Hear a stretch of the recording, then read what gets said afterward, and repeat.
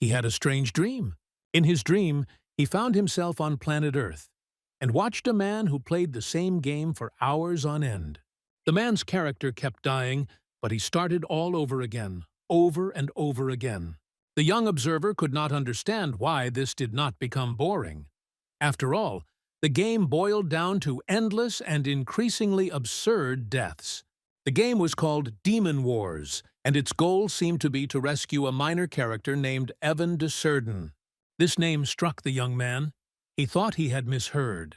A character named Evan died over and over again, and there were rumors that until he died, the game would be impossible to complete.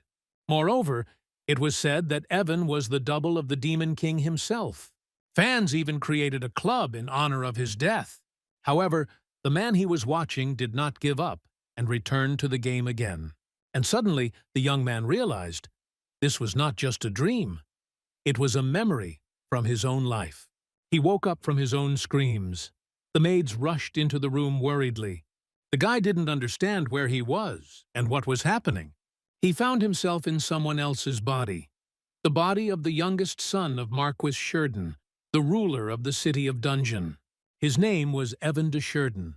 In front of the mirror, he realized that he was an ordinary guy named Bang Min, who for some reason was reborn in the world of his favorite game, Demon Wars 3. He knew this world, and he knew its cruelty. The minor characters here died painfully and inevitably, and this was exactly the fate that awaited Evan.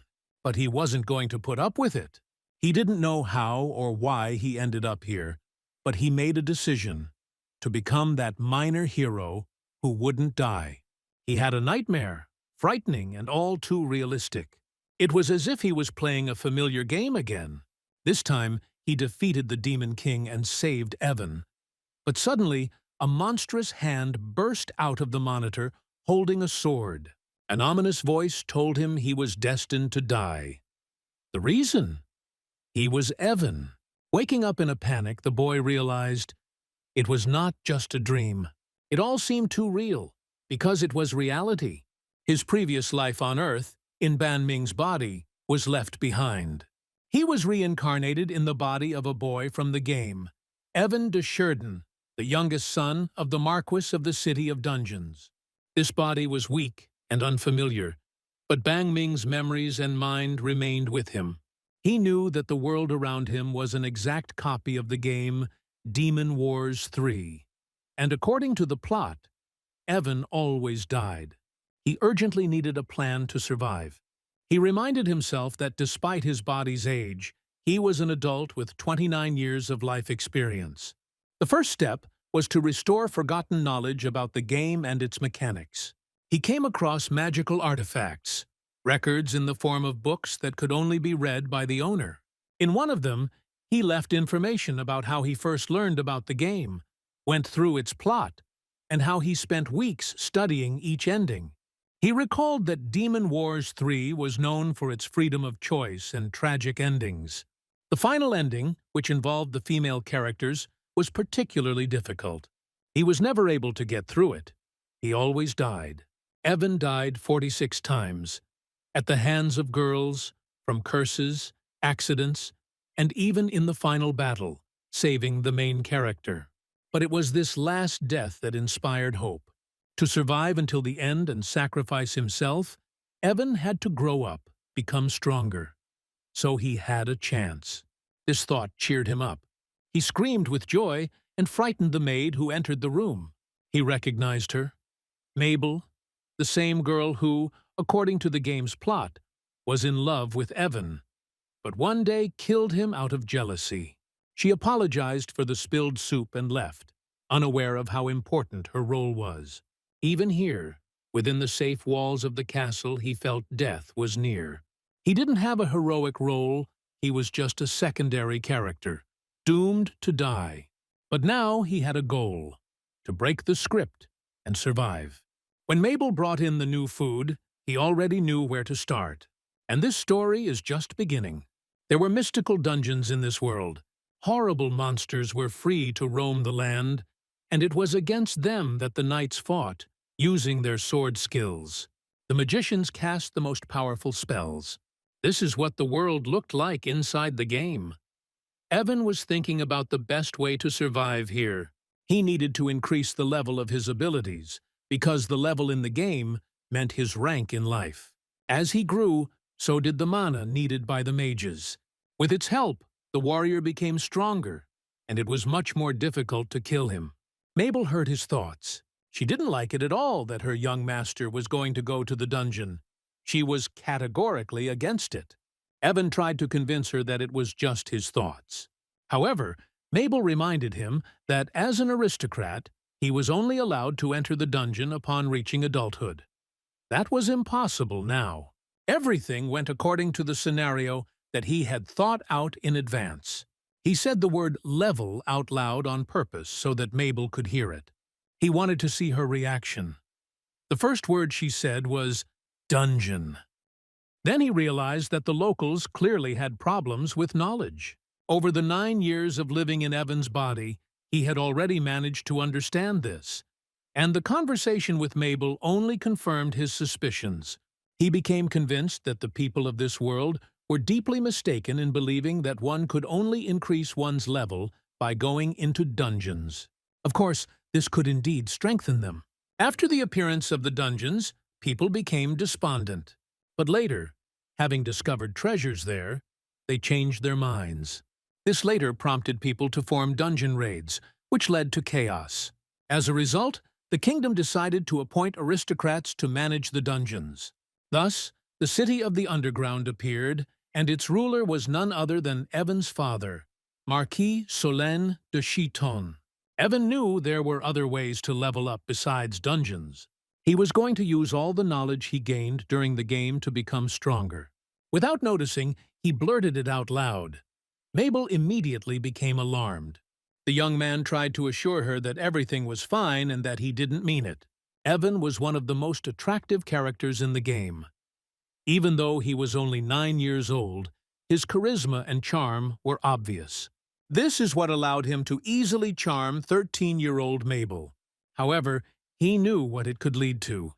His future would be darkened by blood if he got close to the girl. Therefore, he should avoid any romantic encounters. Now, he needed one thing: to find a way to survive. And the first step to this was to level up. He asked Mabel when his birthday was. She replied that it was next Wednesday. Then he asked the maid to tell his father that he wanted to talk to him. For his plan to succeed, he needed to obtain one thing from the Marquis Solène de Chiton. It was about the Mirazole pendant, the first artifact their family had found in the dungeon. Until now, no one knew how to use it. The protagonist was able to obtain the pendant only after he made a deal with Evan, who gave him the artifact. Now was the perfect time to activate the suspension. The young man remembered that it was during its activation that Evan died last time. When he tried to restore his mana and cast a spell, he was attacked by a horde of slimes. He couldn't stop them. It was horrible to watch as the slugs completely devoured his body. However, at that moment, as a player, he learned an important feature of the artifact. For each killed slime, 1 unit of experience was awarded. In this way, it was possible to gain experience, and its accumulation increased the standard of living. In the game world, every action promised a result. It brought points. Whether you were training or fighting monsters, repeating the same action allowed you to gain experience. People believed that this sharpened their skills, but in reality, the experience only prolonged their existence. Evan was once a player himself. Then he discovered that along with the dungeon levels, there is another one, the level of existence. However, unlike the normal level, its development depended not on the number of enemies killed, but on the abilities of the person himself. And most importantly, there were no limitations to the level of existence. When the maid returned and said that the Marquis was already waiting for him, Evan was ready. He had gained experience in the war against demons through countless attempts, and his level of existence allowed him to use even the experience he gained as a farmer to level up his abilities. But killing mobs was too dangerous a method for his age. He decided to take a different approach. summoning weak slimes using the Mirazole pendant, which only required 1 unit of mana to activate. Theoretically, he could summon 100 of these creatures if he managed to gather enough mana. When Evan entered the room of his father, Marquis Soleil de Chiton, he was glad to see his youngest son. When asked why he had come, Evan, with childish persistence, asked for his gift ahead of time, the Mirazole pendant. The Marquis was surprised. He expected a request for a sword or another artifact, but not for a family heirloom. However, looking into his son's pleading eyes, he gave in. Father, although not without doubts, gave the pendant, warning that in the future Evan would have to return it, since the number of simultaneously used artifacts in this world is limited, no more than 5. With the pendant in his hands, Evan remembered how in his past life he had made a fatal mistake. He had activated the artifact without making himself its owner. This led to his death. But now he was not the naive boy he had been before. He cast the spell he had learned, the same one that had once killed him. This time, it would save him. The spell worked. He successfully activated the pendant and summoned the first slimes. Evan concentrated the energy in his hands and was able to summon the first slime. The creature looked quite cute, but he knew very well that despite their appearance, they were not completely safe. The slugs contained a weak poison inside. Even though he didn't pose a threat to him, the system could have reacted by lowering his health level to critical. And in the game world, this meant that the player could be finished off with a fatal blow. Without delay, Evan destroyed the slug. It was part of his plan for survival, his and Evan's. However, he soon realized that killing slugs required effort. It took at least 11 minutes to kill one. This training was not easy. It required stamina, concentration, and a large supply of mana. If he misjudged his strength, he could fall into a state of confusion, and until these symptoms appeared, he had to continue. Evan already had hundreds of deaths behind him, and now he wanted to make things right. He kept an eye on his stamina level, noting that he managed to destroy one of the slugs faster than the others. This made him wonder if his level had increased. He couldn't check this because there was no player profile interface here. But he realized that behind the repeated actions, there was progress. Perhaps a skill was being formed. This also made it clear that Evan's physical endurance may exceed his magical potential. He felt it. The fatigue never came. Although in the game Evan was a mage, now everything could be different. Hearing his lamentations, the maid became worried, deciding that the master had suffered. But he assured her that everything was fine and simply wished to be alone. She, although anxious, left. Left alone, he began to draw up a detailed training plan. The first task was to strengthen the body, then to hone the technique of killing slugs. And in parallel with this, he was going to write down the knowledge in the form of a book about the creation of the world, where he would tell about the history of the war with demons, about hidden treasures and key figures who inhabited this world. He knew the game by heart, but it wasn't just a game anymore. He really was Evan, which means everything should have gone differently. He had to prepare, for real this time, and prevent the series of deaths that had once befallen this boy, especially now, when one of the dangers was already lurking within the castle walls. Evan had to be careful with Mabel. Anything for survival. He made a training schedule and immediately began to strengthen his body. That night he went to bed, but in his sleep he was again overcome by horror. A nightmare about Evan being killed. Mabel and the other servants were discussing Evan's behavior, which had become alarming lately. Previously, he was smiling and cheerful, but after the fever he suffered, the boy changed noticeably. His new reserve frightened the maid. Another maid added that before the young master was constantly running around the house, causing mischief and disturbing everyone's work, but now he has become quiet and calm. There was silence in the house, which surprised everyone. One of the servants reported seeing the boy doing exercises in the garden. This shocked everyone, because Evan had never been remotely interested in physical exercise before. Mabel worried, even burst into tears. It seemed to her that something terrible had happened to her master. The servants tried to console her, but at that moment, another servant ran in with new news. Evan was lifting boulders in the garden. This caused even more shock. How could such a young boy move stones? It was becoming clear that something strange was happening to him. Mabel wanted to rush to him immediately, but she was stopped. Later, Evan had tea with his mother, the Marquise's first wife. She asked what he had been doing all this time. The boy replied that he was engaged in physical development and deepening his knowledge. The woman smiled and reminded him that he still had a whole year of freedom. After all, after that time he would begin studying at a school for aristocrats. Evan looked at her carefully. He knew why she looked so young in the game. The character designer had been fired, and her appearance had never been changed. The young man also remembered that in the game, it was exactly 1 year later that his character began his studies. History, etiquette, and other disciplines necessary for the heir of an aristocratic family. Evan confidently stated that he was ready and would study hard when the time came. Mother suggested spending one of the days together and walking around the city, reminding him that the situation was currently unsettled due to problems with the dungeons. After drinking tea, Evan returned to his room and started training. He again leafed through the book he had written himself about the world, its structure, the war with demons and treasures. The young man realized that he urgently needed an assistant, someone he could trust and who could support his goals. He went through the characters in the game in his mind that could fit this role, but there was no suitable one. Until he remembered the Silent Knight, the second most powerful character after the main character. This character was incredibly popular. The boy came from a poor family, and after the instability with the dungeons began, he was sold into slavery. However, when he grew up, he returned to one of the dungeons and demonstrated outstanding results, becoming a living legend. But, like many bearers of divine power, a tragic fate awaited him.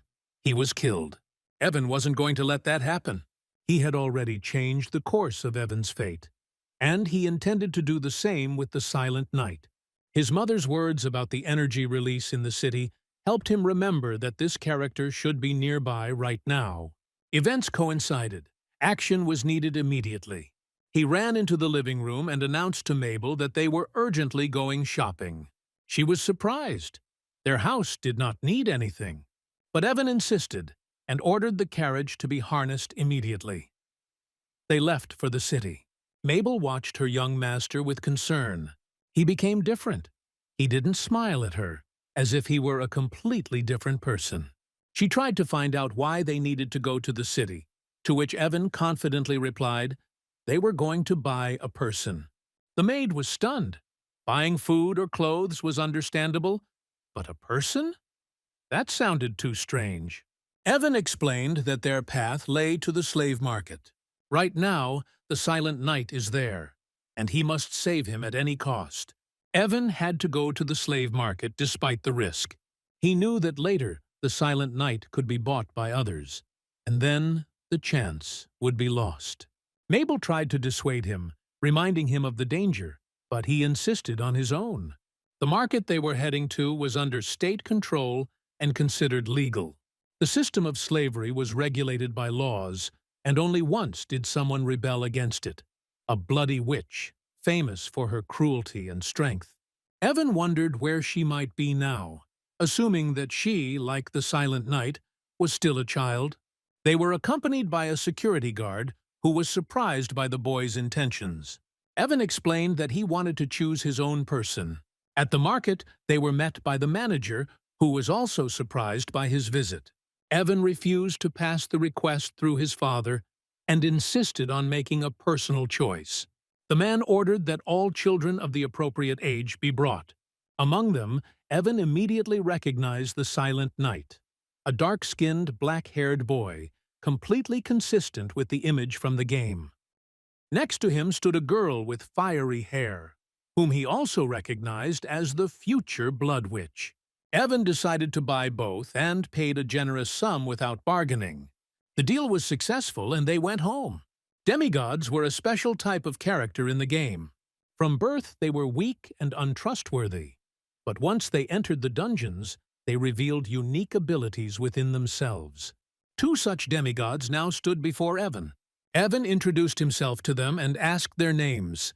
The girl's name was Belua, or Lua for short, and the boy's name was Shine. Shine was immediately suspicious and asked why it was bought. He did not want to become a toy in the hands of an aristocrat. Evan assured him that he had different goals. He saw potential in them that could manifest itself over time. However, the children did not believe his words. Shine recalled that even his own mother considered him useless, and Beloit expressed skepticism. To convince them, Evan claimed that he had the gift of seeing hidden abilities in people. Despite their doubts, the children listened to his proposal. They would serve him for 3 years, during which Evan would prove that they were extraordinary. If they don't see results in 3 years, they will be able to go free. Shine doubted that a slave could gain freedom, but Evan firmly promised to fulfill his condition. If the results are satisfactory, the children will be able to stay with him and continue serving. Hearing this, Lua and Shine didn't know what to do. The offer was unexpected, but the chance for survival and possible freedom seemed too valuable to refuse. The children agreed to Evan's proposal. He assured them that one day they would become so strong that they would be able to prove their worth to their parents and earn their respect. After this, all 3 arrived at the castle. The servants immediately took care of the new arrivals. They changed their clothes and tidied them up. The knight accompanying Evan inquired about his intentions. He heard the boy talking to the children and was amazed at how confidently and convincingly he acted.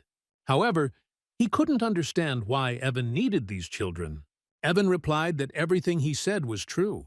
He knew that Shine and Beloit were special and would one day become truly strong. In 3 years, the knight will be able to see this for himself. When the children returned to him clean and dressed, they were at a loss. They did not understand what was now required of them. Evan explained that from now on they were to be with him all the time, except for the period set aside for training. He honestly admitted that he needed their protection. Shine immediately understood what this meant and asked a direct question about the possible threat. Evan praised him for his insight and confirmed that he could indeed be in danger in the future. He also revealed that he trains and hunts monsters to improve his skills. Then he asked what the children themselves wanted. Shine and Beloit were surprised. They didn't expect that they had any right to anything at all. Evan assured that as the son of the Marquis, he would fulfill any of their wishes, be it freedom, wealth, or anything else.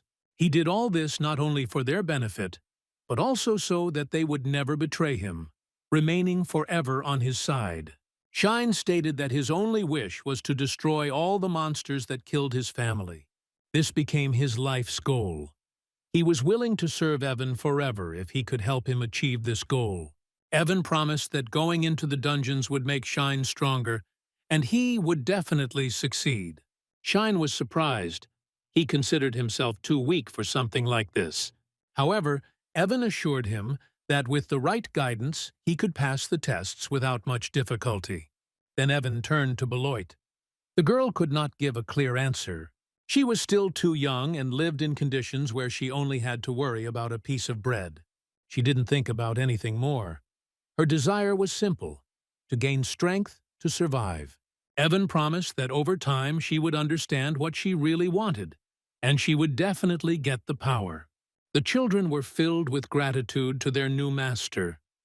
They were ready to do everything he said. Evan introduced them to the training system. He knew that demigods developed more slowly than humans, but with maximum effort, they could achieve outstanding results.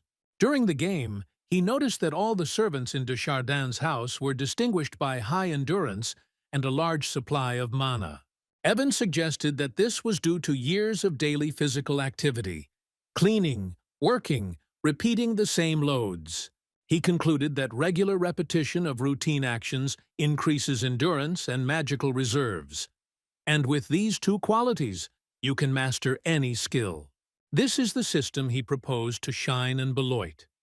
If they diligently and persistently carry out all his orders, they will be able to become much stronger. They faced more difficult conditions than ordinary servants, but if they could cope, the result would be stunning. Later, they will go to the dungeon to consolidate the powers they have gained. The children agreed to the proposed conditions without hesitation. Evan called the head maid to him and, using all his charm, began to beg her to take up the girl's education. The woman could not resist the boy's sincere pleas and agreed to take Beloit under her care. She also advised to contact the head butler to take charge of Shine's training. If Evan asks him just as sincerely, he definitely won't refuse. Evan realized that he would have to ask again, but this time he managed to get his way. The butler agreed and began to teach the boy. It was hard for Shine. He coped with difficulty, but he did not give up. He always remembered his goal, to avenge the destroyed family. The butler kept a strict eye on him, urged him on, did not tolerate slowness, but ultimately admitted that, despite his weak endurance, the boy's other qualities were well developed. If he tries hard enough, he will succeed. The butler promised to personally monitor his progress. Soon Evan was informed that his father wanted to talk to him. He came to him, and the Marquis asked how he was doing. Evan replied that everything was fine, and that he was currently studying the Mirazole suspension. The father asked if he knew that this pendant could reveal new abilities to its owner. This came as news to Evan. The Marquis explained that when the stone inside shines fully, the pendant will reveal its power. This made Evan think that perhaps the level of the creatures he was training with would increase. He didn't want to die from their attacks at all, but he had no choice. He had to continue training. Then the father asked who exactly he had acquired at the slave market. Evan replied that these were his personal purchases, and he was responsible for them. The Marquis had no doubts about his son. He only reminded him that the fate of these children was now in his hands. They had become his people. Several weeks passed, and Shine and Beloit showed outstanding progress in training. The head butler brought them to Evan and informed them that they could now train with the servants part of the time and spend the rest of the time with Evan. This was the boy's original goal, to keep them close to him. Evan assigned the butler to perform a special task. He brought ancient artifacts from the warehouse, 2 blades and a lamp, forgotten and long unused. Despite their unknown origins, Evan knew how to handle them. He gave the blades to Shine and the lamp to Beloit. At first, the children didn't understand what to do with it. Later, Evan explained to Shine that he needed to repeat one movement over and over again. The cut. If the weapon really suits him, he will master it quickly. By evening, Shine was already confidently handling the blades. With Beloit, things were more complicated. The lamp required not only desire, but also an understanding of the magical process. Evan told her that frequently lighting the lamp consumes mana and stamina, but helps develop magical talent.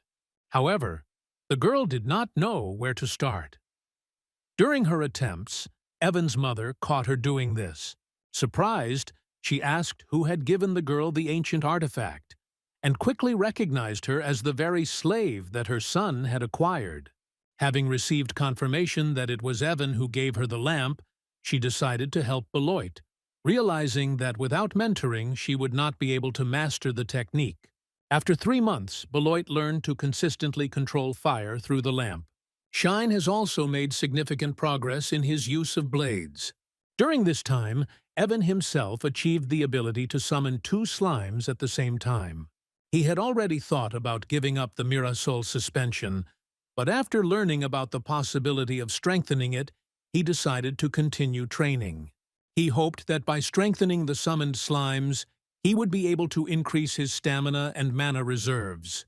With each passing day, Evan became more and more convinced that in order to survive in this world, he would have to resort to every possible means of strengthening himself.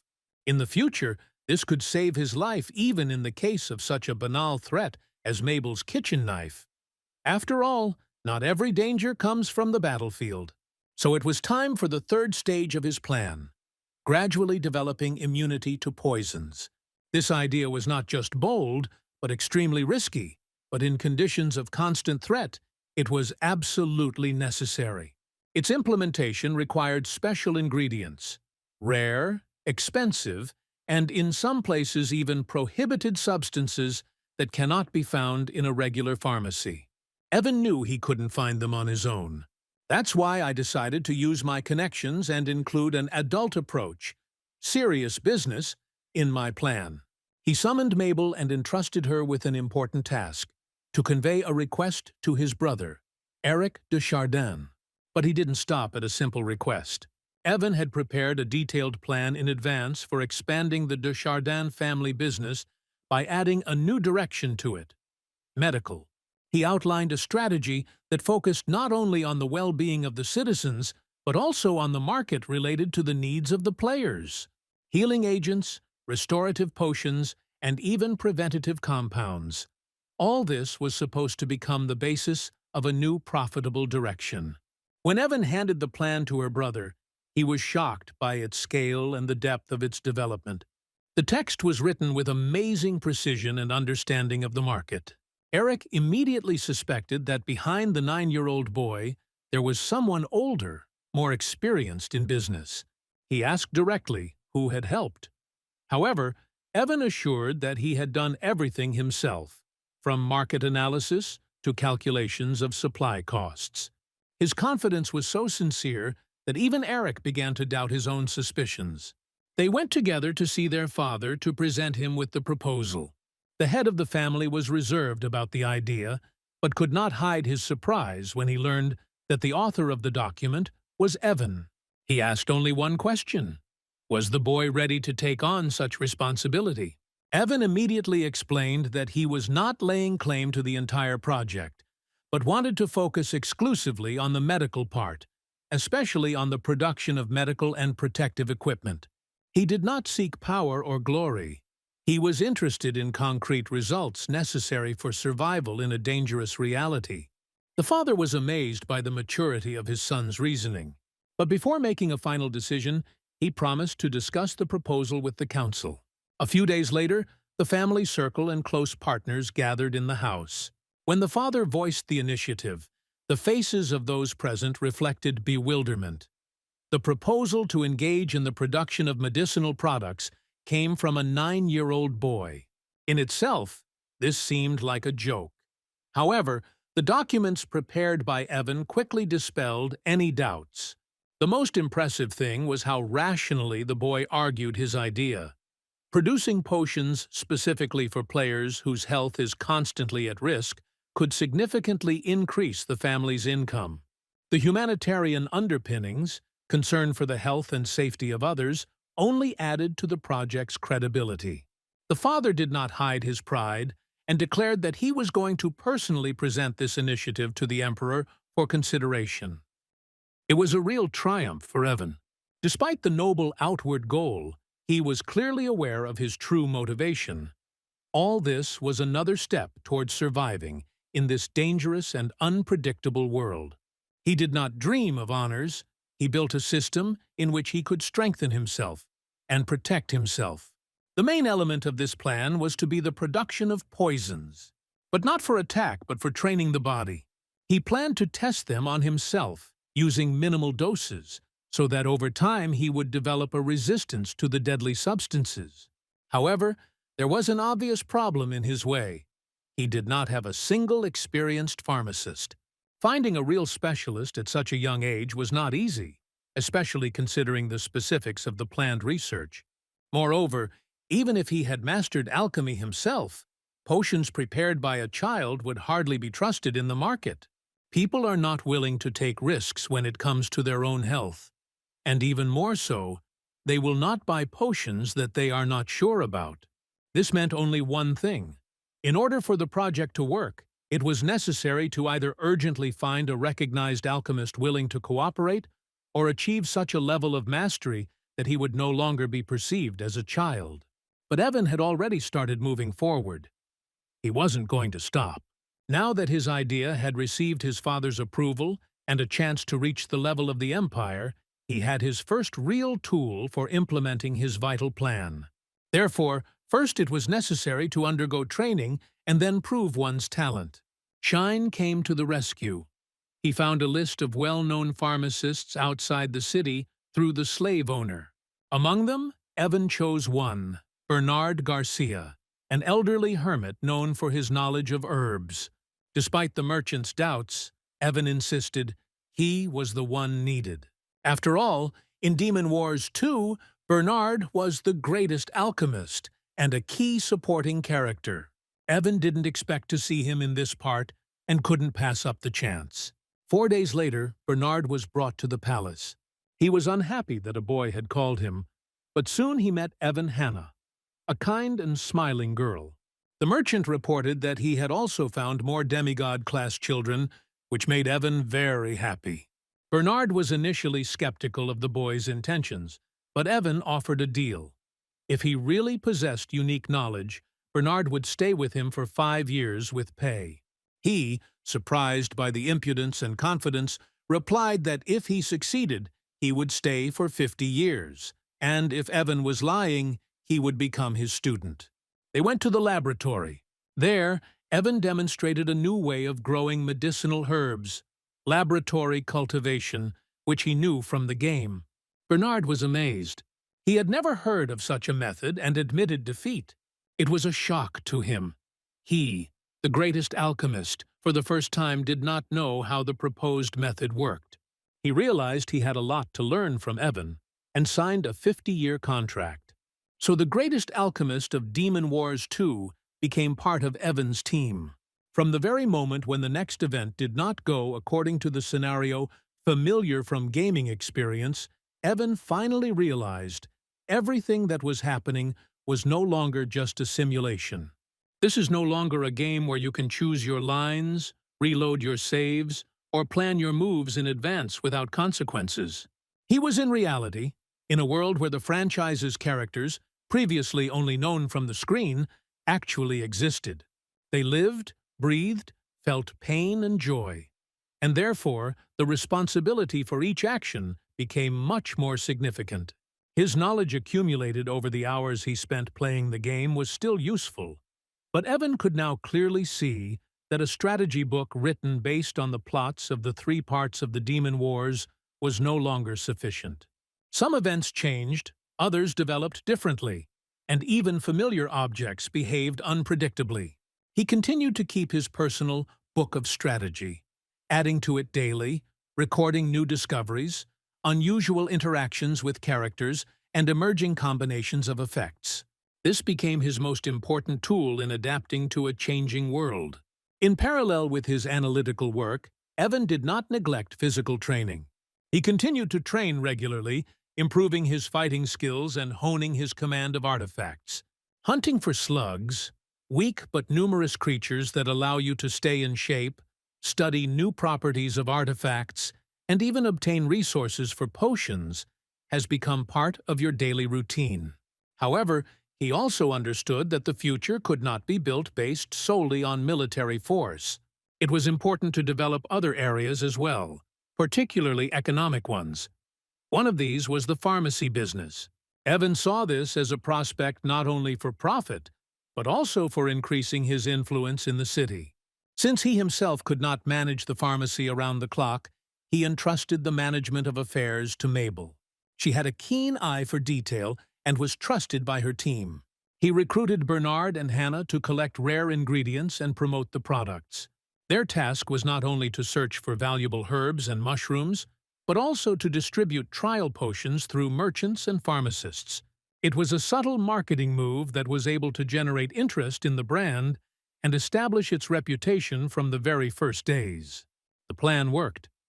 After the shop opened, rumors about potions that could heal wounds faster than regular potions spread throughout the city at incredible speed.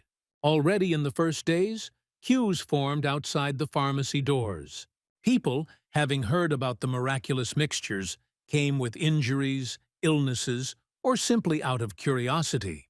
In addition to regular sales, the pharmacists offered mutually beneficial exchanges. rare ingredients for ready-made potions. This allowed us not only to save on purchases, but also to expand the range. When the Marquise, under whose protection Evan operated, was presented with a detailed financial report, he was genuinely amazed. The income received in a short time significantly exceeded even the wildest expectations. This proved that the project was not only viable, but also had enormous potential. Demand grew so rapidly that Bernard and Hannah could no longer cope with the volume of work. It was necessary to hire 2 more pharmacists and also establish a systematic supply of raw materials. With constant access to a variety of herbs, Evan began to do something he had not dared to do before. He began to develop a special tea, which included microdoses of various poisons.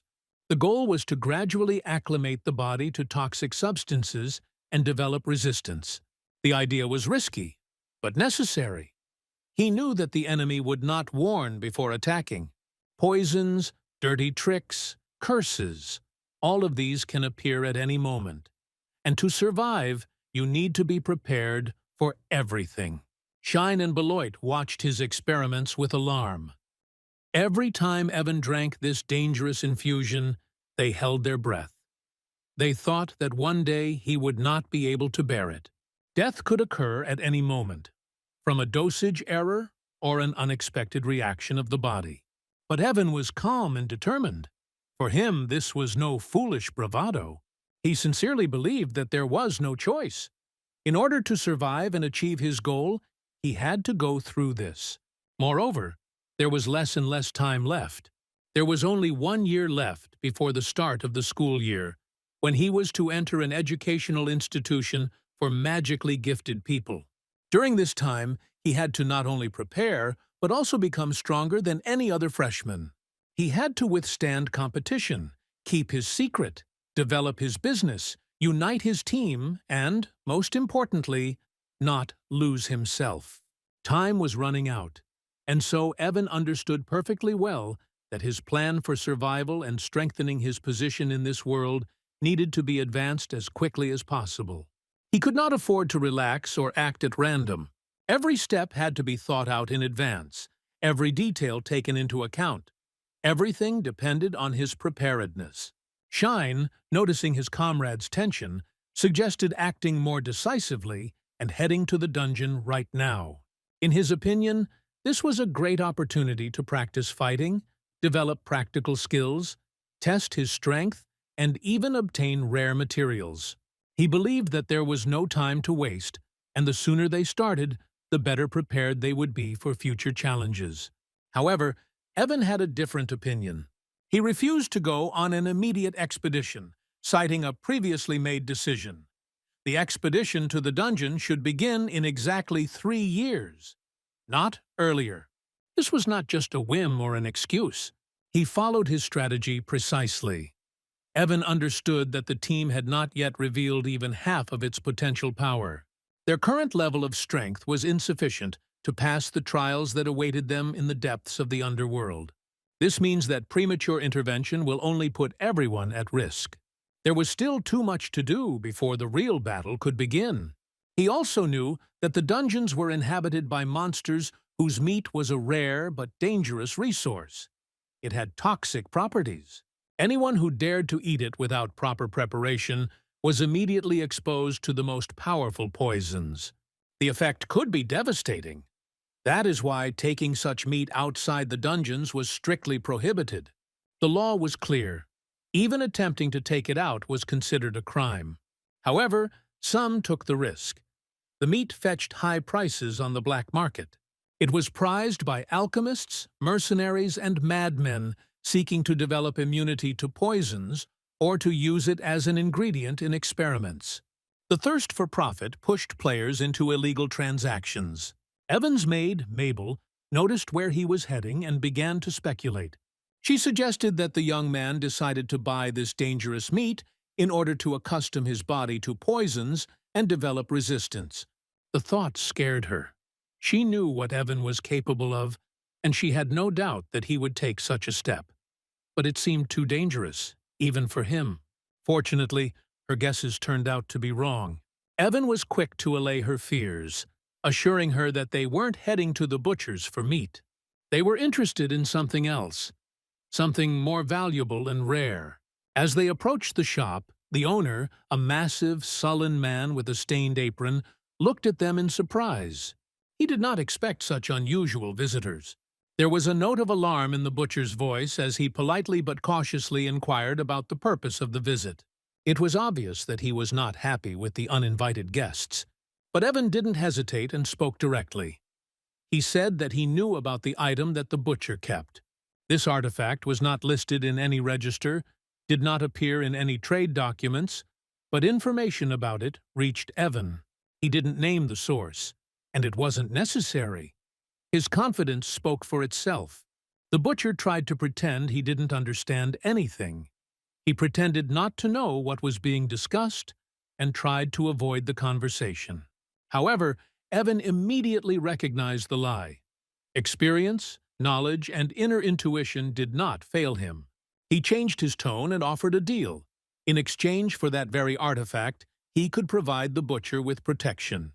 Moreover, he was ready to take on the task of restoring the merchant's reputation, albeit through illegal methods, perhaps even achieve official clearing of the name. But the butcher only shook his head sadly. His voice sounded bitter. It was too late for him to change anything. The past dragged behind it a heavy chain of mistakes that could not be corrected. He resigned himself to his fate. So Evan took a different approach. He offered to help get official permission to sell poisonous meat. It wasn't just a bold statement. He actually knew what to do. His connections, influence, and future resources allowed him to move the business in the right direction. The butcher was interested in this proposal. Hope flashed in his eyes. The silence did not last long. The man nodded, not asking for proof or further conditions. Evan took the item carefully. He knew how important it was. It was not just a piece of equipment, but part of a chain of events that could play a key role in the development of the entire party in the future. The deal was made, without threats, without violence, only thanks to precise calculation and the ability to talk. Evan once again proved that he knows how to get his way. On the way back, Evan stopped at a few more places and purchased a few seemingly insignificant items.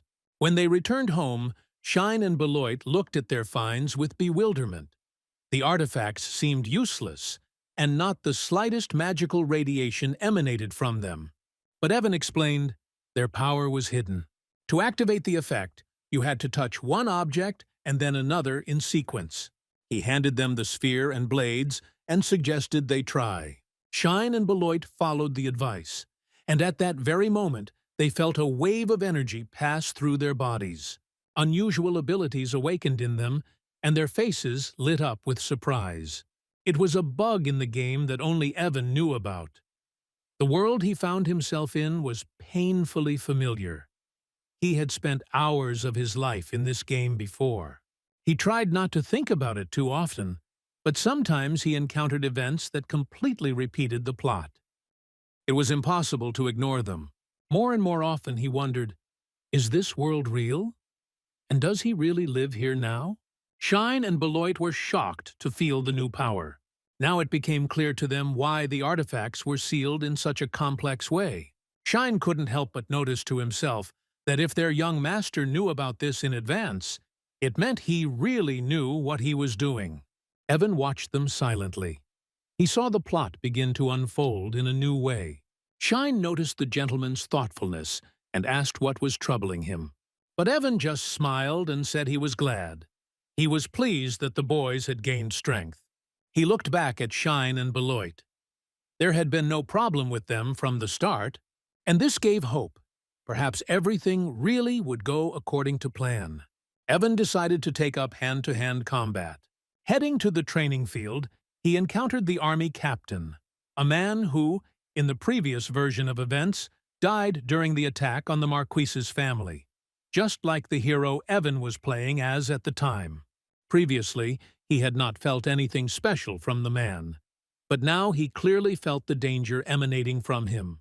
The captain took the initiative and insisted on personally training the young master. Evan hadn't planned to agree, but he had no choice. Refusal would have been inappropriate. It had been 2 months since the captain had started training. Evan and Shine were training hard in hand-to-hand combat, and at times, Evan felt like he might not be able to take it anymore. However, his body became stronger, and his spirit became more resilient. He began to understand that he was capable of more than he had previously thought. Belua took care of him. She offered to wipe the sweat from his face, brought him chilled honey lemon tea to help relax his muscles. She also monitored his well-being, because the loads were serious. At the same time, Shine remained cheerful and almost never tired, which surprised those around him. One day, the captain announced that he would not be able to conduct training the next day. He had to clear the dungeon with his squad. This came as a surprise, as Michael had never taken part in such expeditions before. However, watching Evan's success inspired him to strive for his own development. It used to be said that the power gained in the dungeons was worthless, but now the captain wanted to test it himself. Despite his age, he strove to become stronger and prove that he was capable of more. Evan was happy for him. If Michael returned alive and well, it would benefit the whole family. The captain had once received a divine blessing, and now Evan took it as a sign. Gifts like these don't just come out of nowhere, especially if they appear after progressing through dungeons. For Evan, it was a symbol that his efforts were indeed rewarded. He understood that the path to the dungeon would not be easy. There, he would have to avoid traps, constantly fight, and be at the limit of his abilities. But the reward for this was appropriate. Successful completion meant becoming stronger. The captain intended to return and become an even better mentor to the boys. He was inspired by this decision and wanted to continue training the guys with double the strength. 4 days have passed since the captain and his squad went underground. Evan, meanwhile, once again remembered his previous meeting with the owner of the slave market. The man who had connections to the slave market kept his promise and brought more people. At first glance, they seemed quite ordinary, not at all resembling demigods. However, Evan understood that this did not always indicate their true nature. His memory was filled with images of many demigods who never had time to reveal their powers and died at a young age without knowing who they really were. Evan checked the list provided to him, but quickly realized that not all the children he needed had been found. This task did not initially promise an easy road. He had no names, only a rough description of appearance. He knew that in the original game, players chose their own names for their characters, and it was likely that some of them hadn't even appeared in the world yet. So all he could do was ask his contact to stay alert and report any coincidences. He later tasked Mabel with taking care of the children he found, getting them clean, and providing them with protection. As he searched for a way to escape, he increasingly noticed that instead of focusing on his own safety, he was pulling out others, those who could one day become key figures, demigods who could change the course of the future. But they were in danger with him around. He knew that his presence only increased the likelihood of their death. After these troubles, Evan headed to the drugstore. The weather was hot, and Bernard expressed concern at how hard it was for Hannah to wear the thick uniform. He proposed introducing a summer uniform. Evan quickly realized that the old man's motives were not so noble. He was clearly interested in how the girl would look in more revealing clothes. But, after weighing everything, he agreed. The heat was indeed a hindrance, and the uniform needed to be updated. He promised to look into the matter upon his return to the castle. Hannah was grateful. Bernard, observing Evan's desire to develop strength, offered his help. He immediately realized that the balance in the young man's body was disturbed, which meant that his energy was being distributed incorrectly. Alchemy, the old man said, could correct this. Evan accepted the offer with gratitude. All that was required was to prepare yourself, gather the necessary ingredients, and be ready for serious training. Meanwhile, discontent grew in the temple.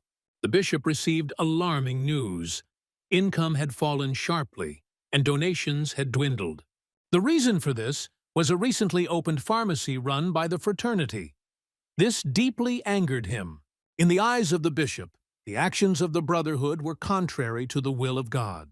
He considered their methods vicious and intended to take countermeasures. He was not going to ignore the problem. The training was draining for Evan. Each session took a lot of energy from him, and by the end of it, he felt extremely tired. Seeing his condition, Hannah offered to help. Bernard, watching the young man, could not help but notice that at this rate progress would be slow. However, he was comforted by the thought that he still had 50 years ahead of him, which he was ready to devote to teaching Evan. But the boy himself, without delay, cited urgent matters and left the pharmacy. After he left, Hannah inquired about the young man's progress. Bernard noted that it would not take 50 years. Even now, Evan was showing rare tenacity and talent, and the old man had no doubt that in 5 years the student would be equal to him in level. This kind of cooperation brought him real satisfaction. Hannah offered to help with the classes, as the flow of clients had noticeably decreased. The reason for the decline in attendance, as it turned out, was a blessing event organized by the church. At the same time, the bishop listened with satisfaction to the reports. The number of parishioners was increasing, and everything was returning under control.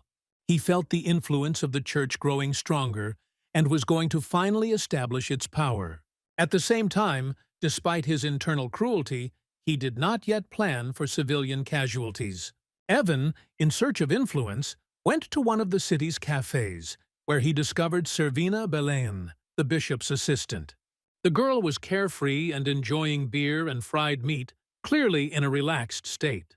In the future, she was destined to occupy the high position of bishop and play an important role in the development of the church order. Now she was young, bold, and drunk. She discussed the greed of priests with undisguised irritation and cursed the church without hesitation. She said that she was ready to drop everything and leave, despising the hypocrisy of the authorities. Evan immediately realized that he had an opportunity. If Servina could be won over to her side, her influence could change the course of events in the future. He offered her protection and anonymity, promising personal support away from the pressures of the church. But Servina refused. Her goal was not to escape, but to transform the system itself from within. She had already promised herself to change the church, even at the cost of her own struggle. Evan remembered that in the fourth part of the game, Servina will indeed lead the main core of the Order of the Great, located not in Shurden, but in another region. Under her leadership, the Order will undergo reforms, but will ultimately be destroyed. Evan could not allow the tragic outcome to repeat itself. He was confident that by enlisting Servina's support and giving her freedom, he could change the future. The next day, the young man reported that he had learned alarming news from an anonymous source. The church was preparing an attack on their establishment. The threat was predictable, but it still caused a storm of determination in him. He immediately assured all workers that no one would be left without protection. Any attempt to harm one of them will be regarded as an attack on the entire marquisate. His words sounded confident, and there was not a drop of doubt in them. Everything would be fine. In response to the church's actions, Evan decided to be proactive. He ordered preparations to begin for a large-scale charity event, the distribution of potions to the poor living in the slums. This initiative not only demonstrated strength and concern, but also dealt a blow to the influence of the church. All employees immediately got down to business.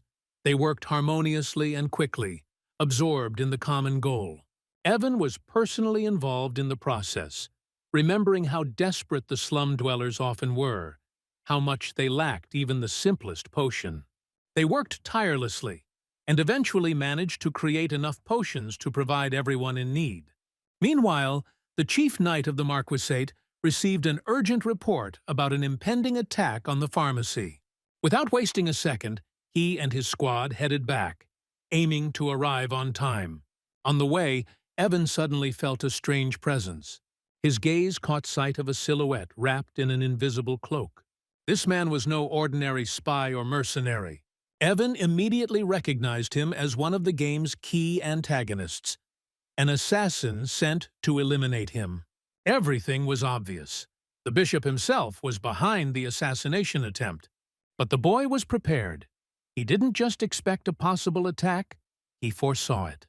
The precautions taken in advance should have given him a chance to survive. Everything went exactly as he expected. Evan gave the order to his knight to immediately eliminate the invisible enemy. He, without hesitation, promised to do everything possible. But the young man could not allow such a loyal protector of their family to be exposed to danger alone. He decided to intervene personally. After asking the knight to close his eyes, Evan used a potion that could reveal hidden objects and creatures. The enemy was immediately detected. His outlines appeared through the illusion of invisibility. The knight, having received a visual reference, immediately rushed to attack and disarmed the attacker. However, it soon became clear that there were two enemies. Evan eliminated the second enemy himself, with unexpected dexterity and precision, worthy not just of a player, but of a strategic warrior. Thanks to precise coordination of actions, both attackers were successfully captured alive. News of the attack quickly reached the Marquis, who was furious when he heard the details. Despite the lack of direct evidence of the bishop's involvement, the Marquis was confident that he was behind the assassination attempt. No one was allowed to encroach on his son and the honor of the Desjardins family. When he was informed that Evan had requested a meeting, the Marquis immediately appeared. However, his son asked him to hold off on his actions. He only needed 4 days. A key role in his plan was played by a trusted person who was supposed to pass on information about the thefts committed by the bishop to the highest church leadership. After this, when the church begins its own investigation, the Desjardins family will offer to help solve the problem. This will eliminate the enemy and, at the same time, strengthen the family's position within the church hierarchy. The father asked how much one could trust a person playing such an important role. Evan assured him confidently that he was reliable. The Marquis nodded, deciding to refrain from immediate action. Before leaving, he ordered Mabel and Beloit to take the best care of his son, who was already acting as the true head of the family. Servina has compiled an extensive dossier confirming the bishop's years of fraud and embezzlement. The documents were delivered into the right hands, and the verdict followed immediately. The punishment turned out to be extremely severe. The bishop was executed. Servina herself was shocked by such a swift and merciless reprisal, but Evan only calmly noted that he got what he deserved. He thanked the girl for her assistance and for saving the employees of his pharmacy. From that moment on, Servina began to look at the young man with new respect. His composure, prudence, and extraordinary intelligence did not go unnoticed. However, Evan had his priorities straight. He had no intention of turning her into a servant for the Desjardins family. On the contrary, he needed an independent bishop, capable of acting in his interests while remaining formally within the structure of the church. Meanwhile, the Marquis, the head of the Desjardins clan, gave strict orders to arrest and publicly execute the bishop. Until the very end, he did not believe what was happening, not realizing how far he had gone. However, the Marquis was adamant. In one version of the game, it was he who personally destroyed not only the bishop, but also all of his closest henchmen, becoming one of the most terrifying figures in the third part. After the culprits were punished, Servina, on the recommendation of the Desjardins, was appointed the new bishop of the city of Sheridan. This appointment was an unexpected but logical conclusion to the political upheaval. Meanwhile, Evan continued to work tirelessly. The pharmacy flourished, the family's influence grew, and rumors of the extraordinary talents of the Marquis's youngest son began to spread. The servants discussed how he seemed to already surpass Eric, the older brother who was considered the main character in the original story. These conversations reached Evan himself. Hearing them, he realized that such a plot twist was not at all part of his plans. He shouldn't overshadow Eric. Not wanting to upset the balance of history, Evan decided to immediately announce to everyone that he did not intend to claim the title of Marquis. Instead, he planned to become the head of a knightly company. That way, he could remain in the shadows and continue to operate from within without changing the overall course of events. Evan approached Mabel with a question about what the duties of an aristocrat who became the head of a city were. The girl explained that the responsibility for the safety of the city and regular descents into the dungeons to fight monsters falls on the shoulders of such a person. After listening to her, Evan noted that, as the second son, he had the right to choose his own path, and expressed his desire to become the captain of the Dungeon Knight Squad. He knew that this squad specialized in clearing dungeons and allowed him to form a personal team with the support of the Marquisate. Evan planned to gather a group of 7 potential demigod warriors who would develop in the dungeon environment so that he could take part in expeditions himself in the future. And, first of all, to protect his brother Eric from this dangerous mission. Realizing how important this announcement would be, he decided to inform his father of his decision as soon as possible in order to put an end to the rumors and make things easier for his brother. Meanwhile, Mabel said that Shine was training hard and was already enjoying the sympathy of the knights, and Beloit often disappeared somewhere, perhaps also training. Mabel admitted that she felt uneasy. She felt as if Beloit wanted to take her place. She asked Evan to talk to the girl, but he didn't know what he could tell her, since Beloit worked exclusively for him. In desperation, Mabel asked to join Evan's future squad. However, he refused. As the official representative of the pharmacy, she had to remain out of the dangers of the dungeons. The conversation was interrupted by bustling servants. Evan asked what was going on and was told that the Marquise's second wife, Miriam de Sheridan, had given birth to a daughter. This is how Evan's younger sister, a girl named Elizabeth, appeared in the family. He did not immediately realize the importance of this event, but he realized that the birth of a child would distract public attention from the discussion of the issue of succession. This means it will give him time to postpone the conversation with his father about his decision to become a knight. However, joy was mixed with anxiety. Evan remembered the plot of Demon Wars 3 well. In the game, the Marquise did not have a daughter. This discrepancy alarmed him. He began to wonder, had his own actions already begun to change the course of history? Or perhaps the girl really did exist, but died long before the plot began? The thought of this haunted me. Mabel, noticing his thoughtfulness, tried to cheer the young man up, assuring him that he would always be in first place for her. The whole family celebrated Elizabeth's birth. For the first wife, this became a logical continuation of the family line after the birth of her eldest and youngest sons. For Miriam, it was the fulfillment of a long-held desire and relief from feelings of guilt towards her husband. She seemed genuinely happy.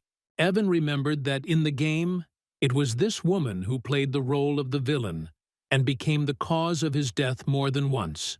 However, looking at her face, full of joy and peace, he began to doubt. Perhaps fate could be changed. Evan shared his worries with Bernard. He was tormented by the thought of the possible imminent death of his newborn sister. He couldn't explain exactly where this premonition came from. Bernard was touched by the young man's sincere concern. He noted that even if the exact cause cannot be found, it is still possible to act proactively, eliminating potential threats. There had recently been a surge of energy in the city that had erupted from the underground, and although it had seemed to have been successfully suppressed, Bernard doubted that it had been that easy. Together with Evan and the knights, he went to inspect the streets. Soon the young man came across traces left by the goblin. They could not be confused with anything else. Bernard explained that goblin excrement could carry a special infection from the dungeons.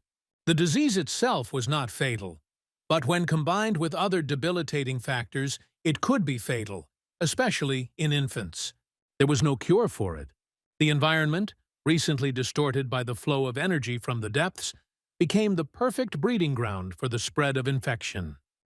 Realizing the seriousness of the situation, Evan immediately ordered Knight Dane to convey to the Marquis that the child must be isolated from any contact with the outside world.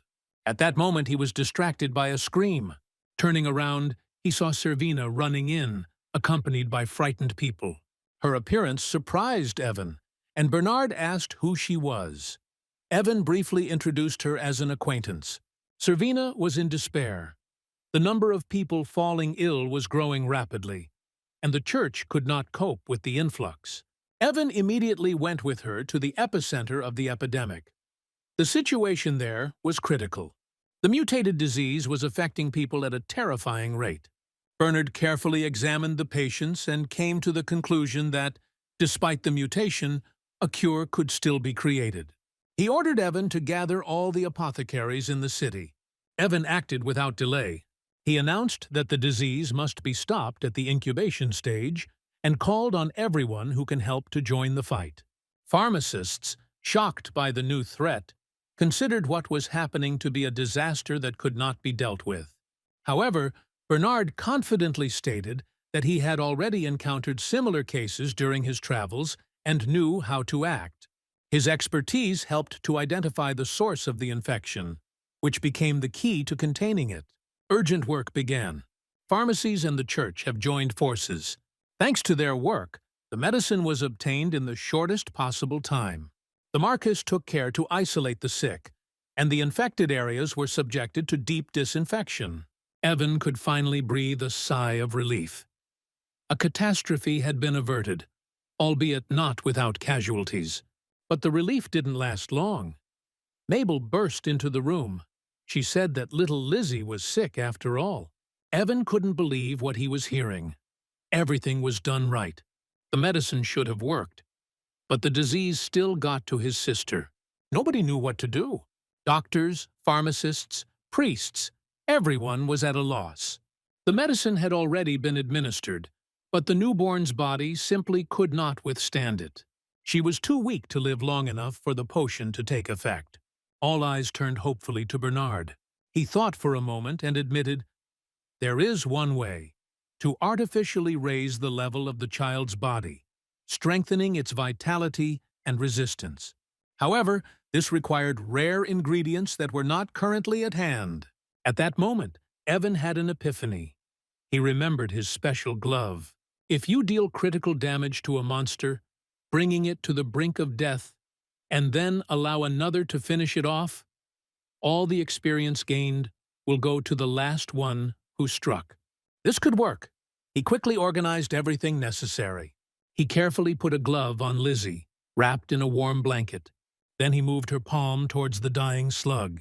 Squeezing her fingers, he directed the movement. The slug crumbled, and a strange sound was heard in the air, like a ringing bell, responding to the awakening of something new. Everyone held their breath. Lizzie, with a concentration unexpected for a baby, reached for the next slug again. One by one, they crumbled into glowing dust, and with each creature destroyed, the girl's condition improved. The unusual sounds that were made at the time of the murder attracted the Marquis's attention. He realized it was the same sound he had once heard from the amulet given to Evan. Now everything fell into place. Bernard, smiling reservedly, admitted that Evan's method was risky, but incredibly effective. He praised the young man for his intelligence. Lizzie's mother, Miriam, hugged her daughter with tears in her eyes and thanked Evan for saving her child. Meanwhile, the disease, which came to be known as Welfin, continued to spread across the country like a plague, leaving a trail of death and suffering in its wake. But thanks to the efforts of Grandfather Bernard, Evan and the Brotherhood's pharmacists, many lives were saved. Bernard noticed that Evan had become too withdrawn and sullen after recent events. He reminded him that it was impossible to save everyone. It's important to focus on those you've already helped, and not try to carry the entire burden of the world. And if one day there is no one left who is capable of fixing everything, then perhaps this world will truly deserve its destruction. Lizzie, having recovered, did not want to go into Eric's arms. She clung to Evan as if he were her personal hero. Smiling, Eric walked over and hugged them both without saying a word. Watching this scene, the Marquis silently walked over and called Evan over. He said he was proud of him, His son had saved not only Lizzie, but the entire town, maybe the entire country. Still, he couldn't understand why Evan didn't want his exploits to be known. Maybe it was Eric? Then Evan decided it was time.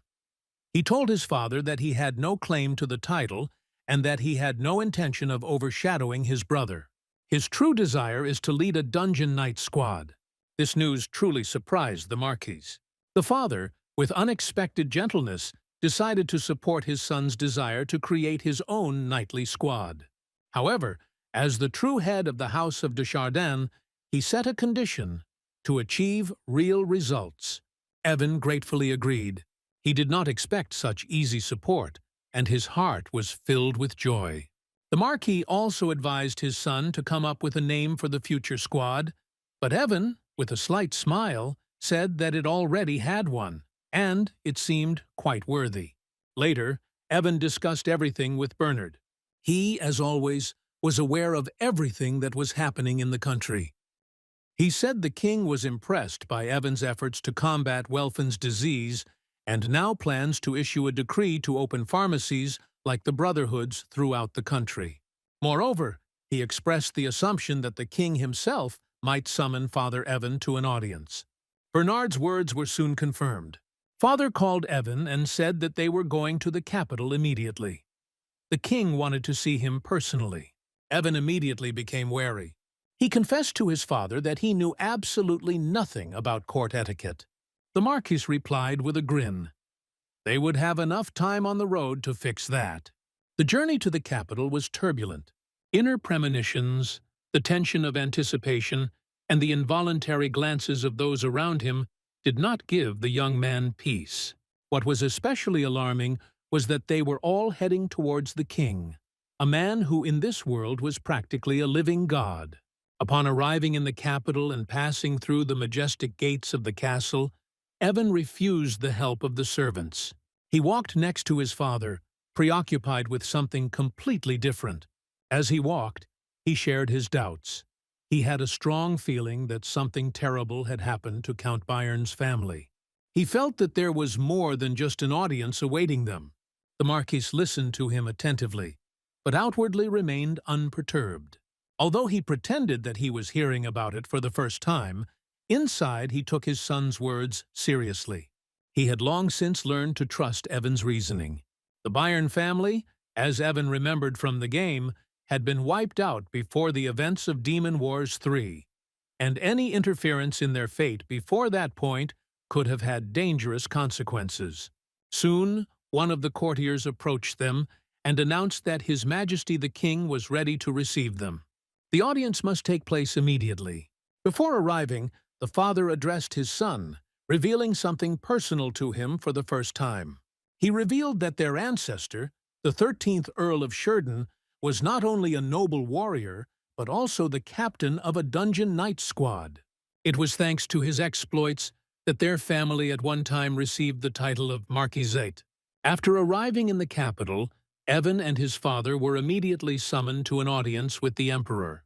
In the hall, Evan's father dropped to one knee, but the Emperor ordered him to rise and not observe formalities. Instead, he invited them to the table, expressing his appreciation for young Evan's achievements and his success in establishing the pharmacy. The Emperor proposed opening a similar institution in the capital. Evan suspected that the monarch was seeking to take credit for the initiative in order to prevent panic and bolster his reputation amid the threat of the spread of infection. He tried to object, pointing out the need for careful preparation, and his father supported him, pointing out the possible difficulties. However, the Emperor insisted, promising to take everything under personal control. Seeing his father under pressure, Evan wanted to support him. But soon, by order of the Emperor, the boy was sent to the garden. Unable to refuse, he left the palace and found himself in a well-kept, flower-filled inner garden. Left alone, he began training on slugs, continuing to level up, realizing how important strength would be in the events to come. During training, he was suddenly overcome by fear. Someone was watching. An unfamiliar girl with pink hair appeared in front of him, holding live worms in her hands. Evan found her both beautiful and frightening. For a while, he couldn't figure out who she was, but then he recognized her as Siren El Silklin, the Emperor's youngest daughter, and one of the key figures in the game's fourth episode. He realized that their meeting had most likely been planned in advance by the Emperor himself. As the girl watched Evan destroy the slugs, she became curious about his actions, causing the boy to wonder about her true motives. He realized that in front of him was not just a child, but a potentially dangerous character who should be treated with extreme caution. The girl asked again why Evan was killing slugs. She said that they were asking not to harm them, and did not understand why the boy was hurting them. Evan didn't know what to answer her. He realized that the girl was hearing the voices of creatures. The siren reported that the slugs' voices had disappeared, meaning that they were all dead. Evan remembered that according to the plot of the fourth part of the game, the princess was kidnapped by demons, and after brainwashing, she began to control monsters. At the time, he considered it part of the plot development. Now he realized that Siren originally had such abilities. She could subjugate creatures, but while she lived a peaceful life in the palace, she did not realize her power. That is why no one knew about her gift for a long time. Evan realized that he shouldn't lie to Siren about his powers. She had already seen him summon monsters. He explained that he does this for his own survival. By killing slugs, he evolves, becomes stronger, and gets a chance to stay alive. Siren accepted his explanation. She realized that the world was cruel, and the boy was simply forced to do so. Then she asked to release at least one slug. Evan was surprised, but the girl explained that if he summoned one, it would not attack. At that moment, Evan's pendant flashed red. He suggested taking a walk to the fountain, as it could be dangerous here. The slug he summoned turned out to be fiery. Thanks to his training, Evan could now summon slimes with different abilities. Siren said it looked like a gemstone, so Evan decided to give it to her since the slug wouldn't listen anyway. The girl was happy. In her opinion, the slug was very cute. Evan tried to warn her about the danger, but she didn't believe him. He realized that if the slugs were starting to change, it meant that training would soon become more difficult. Siren said that Ruby, as she named the slug, had reported that many of his kind were incapable of thought. Evan was surprised by her words. The girl explained that most slugs act on one instinct, to attack everything that moves. Since they do not attack in self-defense, they are killed. When Evan asked who said it, Serena replied, "Ruby." She could read his mind. Evan explained that this ability was called a soul contract. If Siren wanted, she could develop this power simply by communicating with the slimes. She asked if it worked on worms. Evan said only monsters. He realized that now that the girl had made a contract with the slime, she would be able to develop her abilities, and her domination power would increase. This will help her avoid future demon abductions.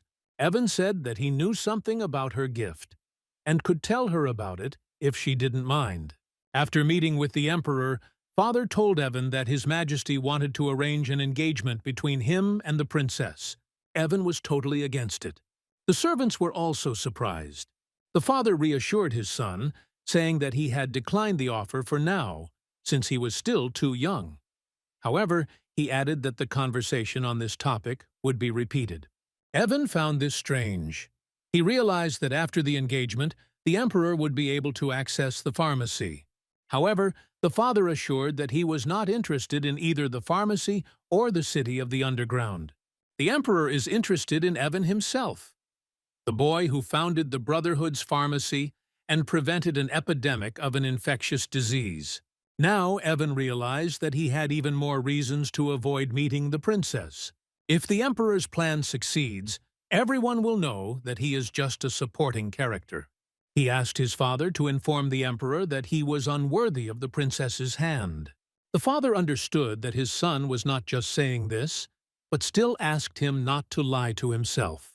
He asked Evan what he really thought. The boy didn't know what to answer. He remembered giving the Princess Ruby, the one who was supposed to protect her. She finally admitted that she liked Evan as much as she liked worms. Evan was forced to admit that the rumors about the princess's beauty were true. Over time, she would become a real beauty. However, he still considered Beloit much more beautiful. He told his father that he could not understand what the princess was like, and that her thoughts were a mystery to him. It was tiring for him. He would rather not get involved with her. His father asked him if he was sure of his decision. Evan replied that he did not want to meet the princess anymore. The father was delighted. He would not have dared to contradict the emperor if he had known that his son was in love. The next 4 days were to be spent in negotiations regarding the Brotherhood's pharmacy. The emperor asked to take Evan with him, but if he didn't want to, he could walk around the capital. Father promised to take care of everything himself. Evan was happy. He considered his father the best man in the world. The Marquis went to meet the king, leaving his son to entertain Princess Serena. He had previously promised that Evan would not have to see her again, but now he had suddenly abandoned him to his fate. The boy asked her discontentedly why she had come again. The girl answered with a smile that she wanted to play. Evan tried to explain that he didn't have time for that, but Serena insisted that since he was busy, she would go with him on business. It turned out that she had personally asked her father to let her spend the day with Evan, explaining that she liked him even more than worms. Evan was confused and asked if she had told her father about what had happened earlier. Serena nodded, but clarified that she had only mentioned the meeting in the garden and Ruby's discovery, leaving out other details. Then she noticed that Evan had very handsome servants. The boy hastened to warn that these were his close friends and asked not to offend them. He announced that they were going shopping today. They needed new clothes. Shine asked if they would buy outfits for them too. Beloit assured them that they would simply accompany Evan and return home. Serena, not wanting to be left behind, continued to insist on the game. Evan, realizing that it was too late to back out, agreed, but only on his own terms. The princess agreed to everything he said. They headed to Sigarge Island, one of the capital's trading pearls. The shops there were bright and rich, and the salespeople were delighted with the appearance of the princess herself. They were accompanied by friends, and Evan himself was already well recognized in the city thanks to rumors. The boy asked the saleswoman to select the best outfits for his companions, made from high-quality fabrics that would adapt to the owner's body. This meant that the shops used materials like in the game, adaptive and rare. Serena didn't immediately understand why she had to spend so much effort when she could change her clothes when they became too small. Evan explained that the items purchased here will preserve the memories of the big day. His words inspired the girl, and she suggested a trade. She would buy an outfit for him, and he would buy one for her. That way, they would have memorabilia associated with this day. Evan had no choice but to agree. Shine gratefully tried on his dark outfit. Evan noticed that he had chosen dark colors again. The boy noticed that their master preferred light-colored clothes, but Evan replied that blood was visible on light-colored clothes. Siren showed up in a cute dress and hopefully asked if Evan liked it. He admitted that the outfit was not bad and asked if she wanted to wear it today. The girl happily agreed. Balua came out next, and she looked amazing. Evan was speechless, but pulled himself together and admitted that it suited her very well. His heart almost stopped. Even Siren noticed that Belua was more beautiful than any worm. Coming from her lips, it sounded like the highest praise. The saleswoman thanked them for their visit. She was pleased to select outfits for such a group. Evan also had his eye on one more thing: a scarlet cape with an unusual design hanging at the entrance. She reminded him of an octopus. He asked that it be carefully packaged so that no one would know that it was he who bought it. Although the saleswoman didn't understand why Evan needed such a strange outfit, he knew. It was a magic cape that could summon a kraken from the depths of the sea. If you put it on in the open sea, the monster could drag the boat and everyone on it into the depths. It was for this very thing that they had set out on a trading expedition today, It was a hunt for artifacts that could one day save his life. The next stop on their route was a jewelry store. Evan was delighted. The capital store was significantly superior to the one in their hometown. He didn't even expect that there would be so many exquisite and truly beautiful things here. Shine was surprised to notice that this was the first time he had seen Evan act like a typical vain aristocrat. To this, Evan reminded with a grin that he could hear everything. Shine just shrugged. Now their master could afford it. The Brotherhood's pharmacy began to bring in income, and in addition, the Marquis also generously allocated funds to the young master for his personal needs. Evan said he had a lot more shopping planned, but first he decided it was time to have lunch. They headed towards a majestic building that knocked Shine out of the water. It looked like a luxurious estate, but in reality it was an elite cafe. Evan confirmed that the building was indeed converted from a real palace. Shine worriedly reminded them that the princess was with them and suggested finding a more respectable establishment. However, Evan insisted on this particular cafe. He needed to get there. They were greeted with respect. The visitors watched the incoming company with interest, whispering and wondering who they were. Some recognized Evan, calling him the Chardon family's greatest treasure. He asked to be taken to a separate room. The manager noted doubtfully that this room was not usually offered to distinguished guests, but Evan insisted, paying extra for its rent. Moreover, he ordered that a neighboring room be allocated for the accompanying knights, also at his own expense. The manager immediately gave the order, prepare the premises and set the table with the best dishes and cutlery. When everything was ready, the company began to eat. There were a variety of dishes on the table, aromatic and exquisite. Shine and Beloit looked at the food with curiosity. They had never tried anything like it before. Evan asked Serena if she liked the food. She replied that it was quite good. At this time, Shine complained that the room was cold. Evan just smiled mysteriously and told Shine and Beloit to watch him closely and repeat his actions. He picked up a knife and fork, warning that he would be strict for mistakes at the table, even to the point of being exiled. Serena found it all funny. Evan continued. First soup, a minute later salad with bread, then fish. Another minute pause, and only then steak. Finally, dessert and a cup of Earl Grey. Shine ate carefully, as if he was afraid of something. Evan noticed this and asked if the food had spoiled the mood. But Shine explained that it wasn't the food that was the problem, but the fact that he felt a strange presence all the time, as if someone was watching them. Evan calmly informed them that there was no need to be afraid. Those present would not cause any harm until the meal was over. And at that moment, a ghost appeared. She thanked everyone for the treat, admitted that she was full, and said that she was now going to sleep. After that, she disappeared. Evan happily reported that the event is over. Shine didn't understand what he was talking about, and Evan was confused. He was using a term from the game out of habit. He then explained that there was indeed a ghost in the room, and their visit had helped to calm his soul. As a token of gratitude, the spirit bestowed a blessing on all those present. Serena asked worriedly if it was dangerous. Evan assured her that it was actually beneficial, and in confirmation of his words, everyone felt a surge of strength. After the meal, they returned to the estate. Evan asked Beloit to close the door. It was time to look at their new treasures. He was delighted with his catch.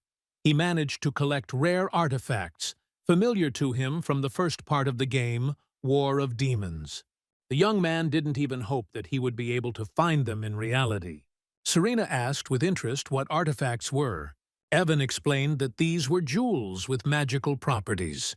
Belua noted that such valuable things should not be simply placed on the tablecloth, but Evan assured her that the artifacts were able to protect themselves and were not in any danger. Serena was surprised that such rare items could be bought in a regular jewelry store. Evan explained that many simply do not understand their true value. Some things have not even awakened as artifacts yet. Others have long been forgotten because their powers were not understood. There were also some that required mana to be fed in order to unlock their potential.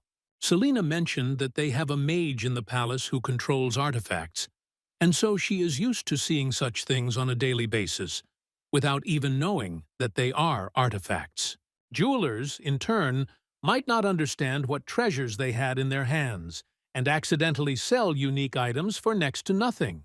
She was intrigued by how Evan was able to recognize artifacts among ordinary jewelry. Evan honestly admitted that he remembered every artifact that had ever appeared in the game. His knowledge turned out to be surprisingly useful. Selena was eager to try on one of the pieces of jewelry. Evan stopped her, noting that these were someone else's things, and she shouldn't act frivolously. The girl, being a little capricious, suggested an exchange. If he gave her one artifact, she would bring another in return from the imperial palace. Having promised to do it personally, she gave her word. Evan agreed, but only for one artifact. Hearing that the princess would bring him something from the palace, he could not refuse. He reminded her that promises must be kept. And Serena clarified, this was not a deal at all, but an exchange of gifts and the creation of memories, as he himself once said. When he handed her the pendant called Triumph of the Tiger, something strange happened. The pendant reacted to Siren, although it had never shown such a reaction before. Its properties have changed and become different. Siren explained that her abilities had now been strengthened. Apparently, the artifact had recognized her as its owner. She was beaming with joy. After that, Evan told what artifact he wanted to receive in return. The Siren had to find out if he was in the palace and not in the house she lived in. Evan emphasized that the girl should not forget about it. The girl assured that she would definitely fulfill her promise, even if she had to get her father's imperial sword. Evan reassured her with a smile. The artifact she needed was much simpler. Evening came and Serena went home. She promised to get what he needed and see him tomorrow. Evan understood that the artifact he desired was not of great value, and therefore should not arouse any suspicion. The Emperor will give it to his daughter without a doubt if she asks. After the princess left, Evan suggested picking out a gift for Belua. The girl was surprised. She had never even dreamed of such a thing. Besides, she thought that there was a deal between him and Selena, and didn't want to interfere. But Evan was quick to reassure. This is not a deal, just a gift. He wanted to give her the volcano breath earrings, which enhance mana recovery and flame magic. Beloit tried to refuse. The jewelry was too valuable, and she believed that she could not wear the same thing as her master. After all, Evan had the opposite pair of these earrings. Evan insisted, and eventually the girl accepted the gift. As a token of her gratitude, she allowed herself to be called simply Lua. The next day was supposed to be the start of a new relic hunt, but Evan noticed that Shine looked sick. He asked worriedly if everything was okay with him. Shine confessed that after meeting the ghost the day before, he lost consciousness, and since then he felt something strange. Outwardly, he resembled a man who had gone through a war, only to return and learn of his beloved's betrayal. The strange comparison just came out of Evan's mouth, highlighting the extent of his anxiety. Shine asked in confusion why this particular comparison was chosen, but Evan quickly got to the main point. He was worried about his friend's condition. The young man complained of a constant cold that did not go away even under the sun, and of anger that gripped his body, as if a storm were raging inside. Evan suggested that after contact with the spirit, he could have received a blessing, but Shine himself doubted it. To somehow ease his condition, Evan suggested trying on artifact bracelets that enhance agility and speed. In the future, they could be used to reach the depths of dungeons up to level 60, whereas at present, only up to level 45 has been explored. The effect was immediate. As he moved, an unnatural shadow was cast behind Shine. The guy insisted that he hadn't done anything special, but then the ghost appeared again. Evan tried to drive it out, but the spirit wouldn't go away. He explained that he had been asleep for a long time, but that he had awakened next to Shine, and now he was unable to disappear. Shine tried to get rid of it in an irritated manner, considering the ghost to be the source of strange sensations and weakness, but the spirit assured him otherwise. Looking at the bracelets, the ghost suddenly found comfort in them. He suggested settling inside the artifact, believing that then both the cold and the disturbing sensations would disappear. Shine finally agreed, despite Evan's attempts to dissuade him. At that moment, the spirit joyfully merged into the artifact. Only then did Evan realize that he had become a participant in an event from the fourth part of the game, previously unknown to him. It turns out that the ghost bracelets were intended from the very beginning to be a receptacle for a spirit. This discovery opened up new perspectives for him. Most likely, the artifact will evolve along with the spirit, becoming stronger with each stage, and therefore becoming especially valuable. Shine himself hadn't felt any changes yet, but Evan advised him to focus on the possible benefits. Meanwhile, the spirit felt great. He was delighted. He finally had a home, and a very nice neighbor, too. The awkward moment was interrupted by the princess. She came in, announced that everything was ready, and asked about the plans for the day. Evan quickly asked Shine not to divulge information about the spirit. Siren handed him the promised box with the artifact she was supposed to bring, an item that required completing a long chain of quests on behalf of the imperial family in the third part of the game. The blade was kept in the palace for years, but no one understood how to use it. Now Evan was about to demonstrate it. His unique ability allowed him to remove restrictions, any imposed on artifacts. The princess asked in surprise what kind of restrictions were being discussed, but received no answer. Evan was already busy. By removing the limits, he was able to equip not 5, but 6 artifacts at once. A critical step for someone who risks his life every second, even with strong protection. All those present watched what was happening with interest. Then the chains on Evan's gloves disappeared, revealing their full power. Shine asked his master what had happened. Evan explained that the artifact had enhanced his equipment, but now he would need new items. The princess realized this first and immediately said it out loud. The young man nodded, but seeing the girl's fatigue, he suggested that she return to the palace. The coming day promised to be especially difficult. However, the princess refused and went further with him. She noticed that today he was spending much more modestly than the day before. In 4 hours, they managed to visit the library, the forge, several clothing stores, and even a workshop.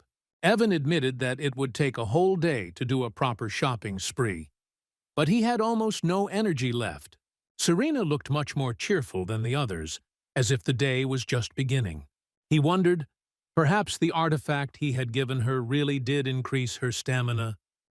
When she asked where they were going next, Evan suggested grabbing a bite to eat. There was a place he knew nearby.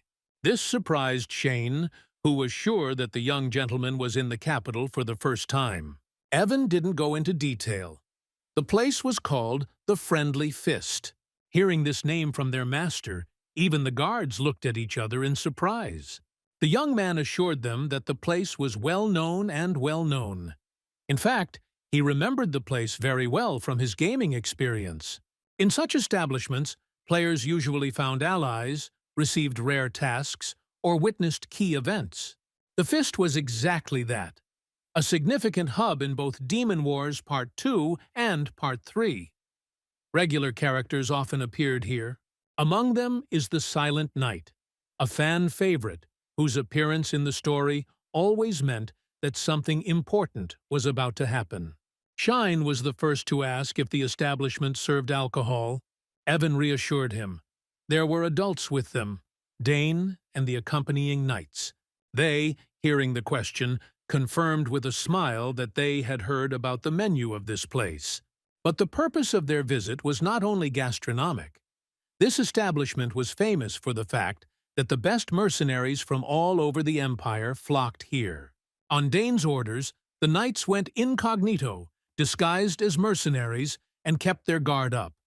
The atmosphere was tense, and the local visitors were hot-tempered. As soon as the group entered, they were immediately noticed, with the princess receiving particular attention. Evan, without losing his cool, ordered a large table and asked for 7 servings of the signature dish. Shine noticed that there was literally a sense of power in the air. The gentleman confirmed. It was here that the strongest fighters of the empire gathered. Belua asked anxiously why they needed to be in such a dangerous place. The answer was simple. He was looking for treasure. Not an object, but a person.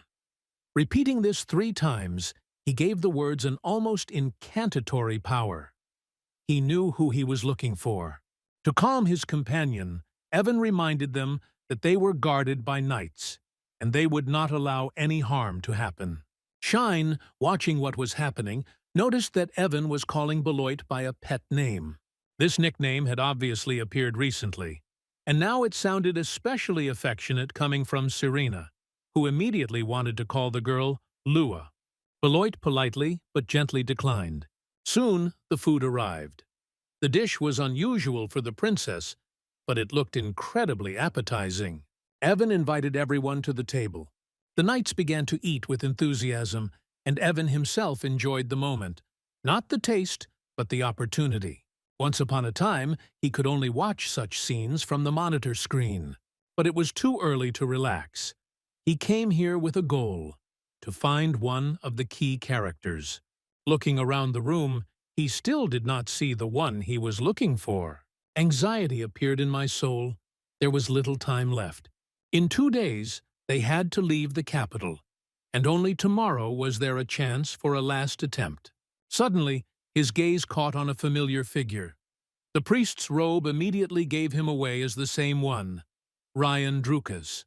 In the past, Unbreakable Shield, one of the most difficult bosses of the 4th part of the game. He never attacked, but blocked blows with frightening consistency, regenerating health. Defeating him was considered a real achievement, even if the reward was small. The fact that he was now sitting with a mug of cheap booze looked strange. Even the guards recognized him. In his youth, he became famous for his divine power and later became a knight, choosing the path of a priest. The princess, noticing the expression on Evan's face, quietly encouraged him. The same fire that had lit up the young man's eyes on the day of their first meeting. He walked confidently to the bar, politely asked if he could sit down, and turned on all his charm. A lot depended on this conversation. Ryan reacted with surprise to the appearance of such a noble young man. Evan introduced himself, took his time with questions, and didn't make any sudden moves. While he didn't know why the future captain of the Order of the Holy Knights was spending his evenings in a cheap tavern, getting drunk, he saw no reason not to try to start a conversation. He understood that if a hunter wanted to get closer to his target, he had to first show compassion for his prey. During the conversation, Ryan revealed that on the day he received his blessing, he made a vow to himself to become a holy knight and go to war for the gods. He sought to prove his devotion and earn even more divine power. It was this desire that became the essence of his gift. Evan remembered the plot of the game. If everything was as Ryan described, then since childhood, the young man had a huge supply of mana. He was trained by a former aristocrat who came from abroad, but despite his efforts, Ryan was unable to grasp the basics of magic. The mentor advised him to switch to the path of a priest. Fate changed only once when he tried to protect another. At that moment, a blessing descended upon him. However, Ryan himself continued to complain about life. Among the many types of weapons, he did not find a single one that suited him. He lacked talent, not only for fighting, but also for using weapons. One by one, his mentors abandoned him. However, Evan saw something more in him. There was determination behind the desperation. He asked Ryan what the power he carried within himself was called. The answer was simple: the blessing of the protector, a gift that only those who are able to sacrifice themselves for others receive. This power warped the enemy's attention. They always sought to attack only Ryan, as if the rest of the world had disappeared for them. This happened again and again, with a frightening inevitability. Evan realized that it was this very feature that made the joint quest with Ryan in the game so difficult. Compared to him, he himself seemed like just a lucky survivor. Only now did he realize how rare and valuable such a gift was. Not for attack, but for defense. But Ryan couldn't see it. He continued to be burdened by his destiny, trapped in regret. The young man did not understand why he did not have powerful fighting skills. He was tormented by the question of how he had ended up in such a pitiful position. A knight without a sword, without strength, without the ability to protect others. Evan tried to convince him otherwise. He said Ryan's gifts weren't meant for fighting, but that didn't make them any less valuable. These powers were given to him to save. Ryan confessed how he did it. He attracted the monster's attention, distracting them from the unarmed, and ran until he had no breath left. He ran until his lungs ached, until he was exhausted, just so that others would be safe. But to Ryan himself it seemed pathetic. Evan, however, had a different opinion. According to him, there was real courage in making a sacrifice, knowing you couldn't fight back, and then charging forward anyway. This act was enough to call Ryan a hero. It was the first time in his life that he had heard such words. No one had ever called him a hero before. Evan noticed the knight's shoulders straighten. His gaze became more confident. His words had hit their mark. The plan was starting to work. He expressed confidence that Ryan would one day become a great holy knight. But instead of gratitude, he heard something unexpected. Ryan calmly said that he no longer strives for this. Evan was surprised. He didn't expect such an answer. Ryan explained that after their conversation, he had rethought a lot of things. The desire to become a knight had never been his own. He chased other people's dreams, other people's expectations, and now he just wants to protect. Not for the titles, not for the glory, just because he decided so. Evan realized that everything was going even better than he had expected. He introduced himself again, this time as an equal. And Ryan, a little embarrassed, responded in kind. Hearing the name, Evan shared his plans. He said that he belonged to the Desjardins house, and very soon he would have to gather a detachment for an expedition into the dungeon.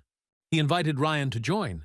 At first, he considered himself unworthy, but having overcome his doubts, he eventually agreed. Evan's friends watched the events unfold with interest.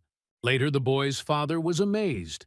He did not understand when his son managed to collect so many artifacts.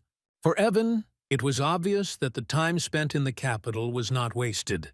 He obtained exactly the treasures he had originally planned to obtain and which he believed would one day help him survive. These things, he said, would become the foundation for the future order. The son's words surprised the father. It was scary to even imagine what kind of person Evan would grow up to be, if he already thought so big. His maturity and prudence went beyond the normal thinking of a young man. Looking around, the father noticed another young man in the room. Evan introduced Ryan, the future knight of his order. He has even already allocated funds to buy him out of his former order. The father realized that his son not only thought ahead, but also accepted the responsibility that is usually borne by an adult man, the head of the family. When all the business in the capital was completed, Evan realized that there was one more important meeting left. Farewell to Serena. The girl, feeling separation, asked if she could go with him. But Evan explained that he was leaving the capital forever. He wished her luck and asked her to take care of herself and continue training. Serena noticed that his words sounded like a final farewell. Evan didn't deny it. He really hoped they wouldn't meet again. However, the girl promised that she would train hard in order to one day join his order. He doubted her seriousness, but she, on the contrary, took everything to heart. Siren said that one day, when he became stronger, he would be able to call her affectionately Ray. Evan secretly hoped that the girl would meet a worthy man on her way, and that she would be engaged to him before she left her native palace. They left the capital. Ryan soon realized that the path Evan had chosen would be full of dangers. Shine confirmed it. Every corner was a threat. Such is the price of the ability to honor the hidden laws of the world. Ryan had to protect his master. If something happens to Evan, the dream of creating a dungeon order will disappear. He took this task with complete seriousness. Even outside the city, he was willing to take action to protect the one who gave him a new meaning in life. However, Evan noted that such sacrifices would not be required for now. He reminded that Ryan did not even have combat skills. This hurt the young man.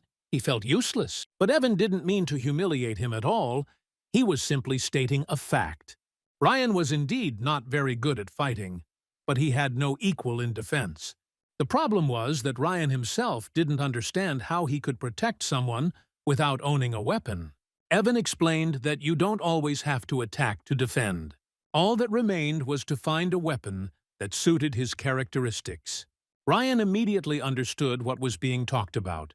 It was about the shield. He remembered how in the past, during combat training, it was his ability to distract enemies and take the hits himself that saved the team. For large-scale battles, such skills were invaluable. Ryan had previously tried not to remember that day, which he considered his shame. Then he ran away without even trying to fight back. Since then, the young man unsuccessfully searched for a weapon that would give him strength and allow him to fight. But Evan's words changed everything. He realized that he didn't need to attack at all. His path lay in defense.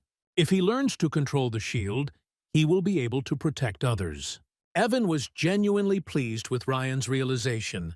After all, if someone on the team can withstand blows, the rest will be able to attack. He realized that together they could be the perfect team. The unbreakable shield, the silent knight, and the Crimson Witch.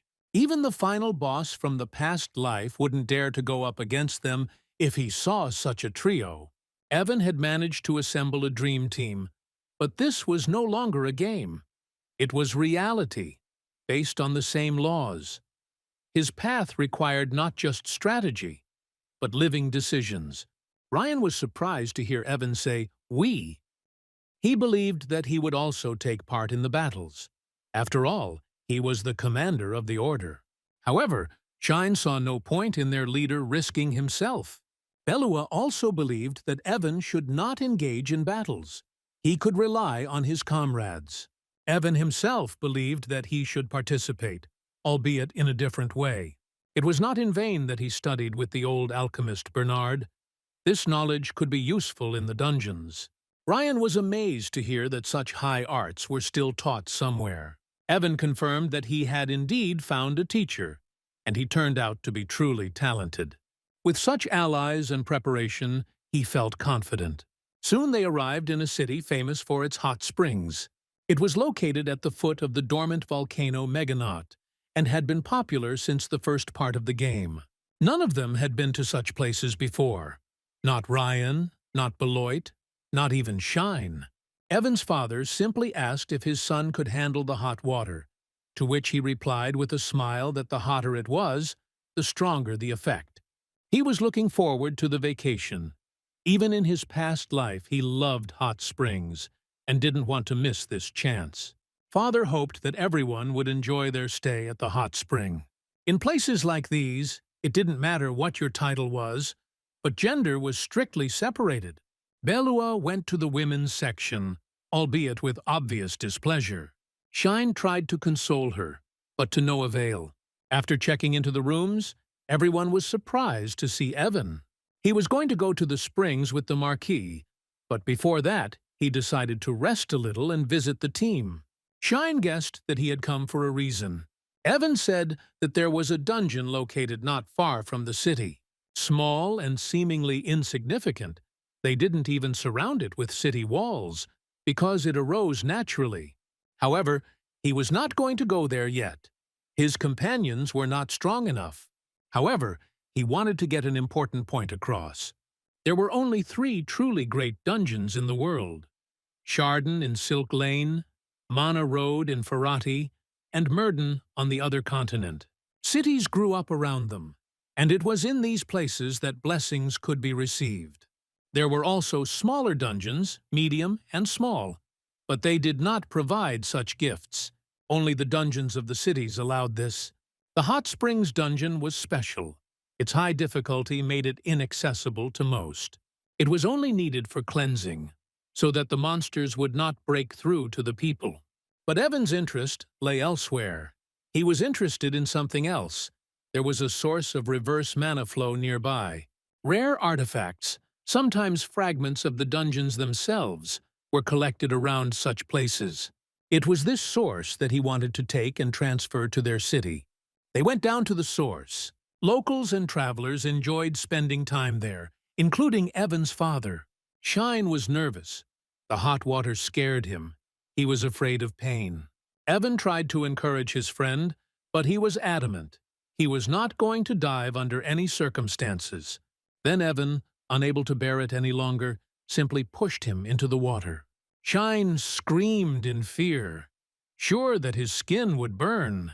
But after a few seconds he realized that the water was not that hot at all. On the contrary, swimming turned out to be pleasant.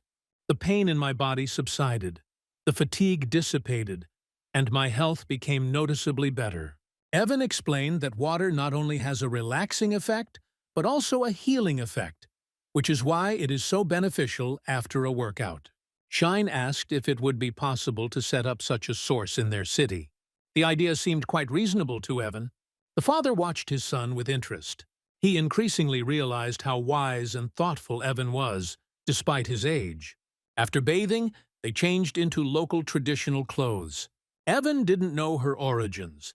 There was no mention of it in the game.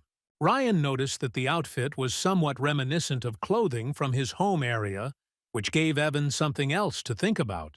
At that moment, Belua called out to them. Evan turned around and was momentarily speechless. She stood in traditional dress, and her beauty was dazzling. But someone else followed her, a young man with an arrogant posture. Evan recognized him immediately. Crow von Ferrati, one of the key secondary characters in the game, the eldest son of a noble family. From an early age, he was distinguished by arrogance and unscrupulousness. Crow tried to flirt with Beloit, but she was irritated. She made it clear that she was not interested in him and reminded him that she already had a young master. However, Crow was not going to give up and continued to pester her until a firm male voice was heard. It was Evan's father. His appearance made Crow retreat. He introduced himself and tried to justify himself, stating that Beloit was a rare beauty, and perhaps that was why he had overdone it with his attention. Evan's father agreed that the girl was indeed extraordinarily beautiful, but still asked a direct question. Was he pestering her? Crow was quick to assure that he had behaved with dignity. Evan watched from the side. He knew that Crow, despite his status as a minor character, was extremely dangerous. A skilled swordsman, Evan had a high chance of dying in the game, especially if he fought someone like Crow. So he decided not to interfere and let his father handle the situation. Only after that did he approach Beloit, make sure that she was okay, and try to cheer her up, explaining Crow's behavior by the fact that she was too beautiful. The girl was clearly embarrassed, but she was flattered by his words. Meanwhile, Crow watched their interaction. His gaze turned cold as he saw Beloit talking animatedly to Evan. He demanded to know who was in front of him. The father introduced his son. A silent but tense contact was established between the young men. Suddenly, Crow straightened his shoulders and announced he had an idea. He was issuing a challenge, a duel for Beloit. Crow wasn't going to back down. He told Evan's father so directly. He admitted that such determination was worthy of respect, although he did not approve of the very idea of a duel. Nevertheless, he gave his consent, with one condition: no magic, no weapons, only hand-to-hand combat. Evan was stunned. He had hoped that his father would side with him and forbid the fight. But things turned out differently. Now all he had to do was accept the challenge. He understood that there was almost no chance. Crow trained in hand-to-hand combat from an early age. He was stronger, faster, more confident, and his role in this world was much more significant. Evan felt like a secondary character, and therefore especially vulnerable. However, looking at Beloit, he realized that he had no choice. Crow, watching his opponent closely, noticed how a strange energy enveloped him. He had never seen anything like this before, but he wasn't going to underestimate the boy. Having broken ahead, he was the first to go on the attack. Evan watched as Crow approached, and suddenly noticed something strange. His movements seemed slow, like in water. It wasn't up to the level that Crow should have been capable of. Evan easily dodged the blow. Those around gasped. Evan was moving at incredible speed. Feeling strangely confident, he decided to strike back lightly. The blow wasn't very strong, but Crow flew back a few meters and fell without moving. There was silence. Evan didn't understand what had happened. He hadn't intended to hit for real. However, Crow did not rise. The people looked at the young man in a daze. Evan's father solemnly declared him the winner of the duel. Evan stood there, confused. He couldn't believe it was over so quickly, much less that he had won. It seemed impossible. The only logical explanation he considered was Crow's lack of training, despite his magical potential. But the father was sure that the victory was the result of Evan's own hidden abilities. That meant that he really had power. Evan himself had a hard time accepting this fact. He couldn't believe that a minor character like him was stronger than one of the central characters. Meanwhile, Crow was being brought back to his senses. Ryan used healing magic, and soon the boy regained consciousness. Shine, watching what was happening, admitted, "Evan doesn't even suspect his true capabilities."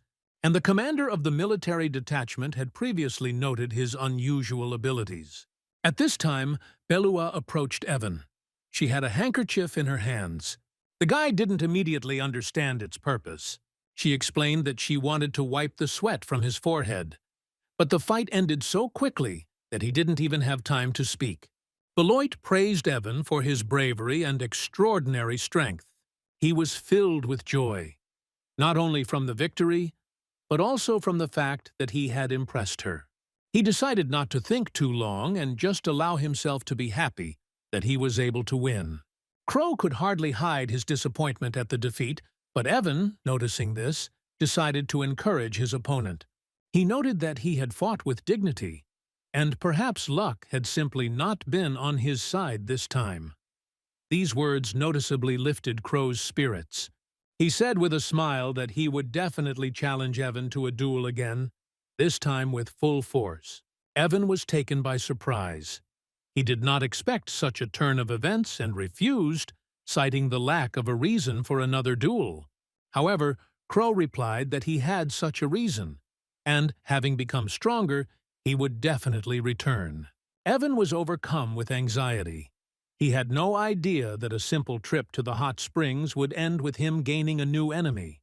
Shine, noticing how much this had shaken his master, promised that in the event of another duel, he would take his place. This thought calmed Evan somewhat. Soon, the father approached his son and reminded him that since the Von Ferrati family was present at the springs, they should come up and greet Meltor, the head of the family. Evan tried to refuse, but his father insisted. They visited their friends. Meltor was genuinely pleased to meet them, and the men exchanged warm greetings. Evan's father even complimented Meltor's wife. They also paid attention to Evan, noticing how he had matured and become quite an attractive young man. Soon they mentioned their daughter, Alicia, who is the same age as Evan. A girl came out from behind her father, and Evan immediately recognized her. Standing before him was the game's main character, the one who had been the cause of his numerous deaths in the past. Evan's father, noticing his reaction, decided that his son was simply embarrassed. But in reality, the boy was overcome with fear. Everything that was happening was too reminiscent of the plot of the game. Meltor casually reminded them that their children were engaged and, according to the agreement, were to get married in the future. Evan's father had forgotten about it himself, But for Evan, it sounded like a death sentence. The events leading up to his character's death in the game's plot came to mind. Alicia lived in Chardon until the main character appeared. Feelings developed between them, and soon she chose him over Evan. Abandoned and humiliated, Evan de Chardin committed suicide. The young man remembered his guilt very well.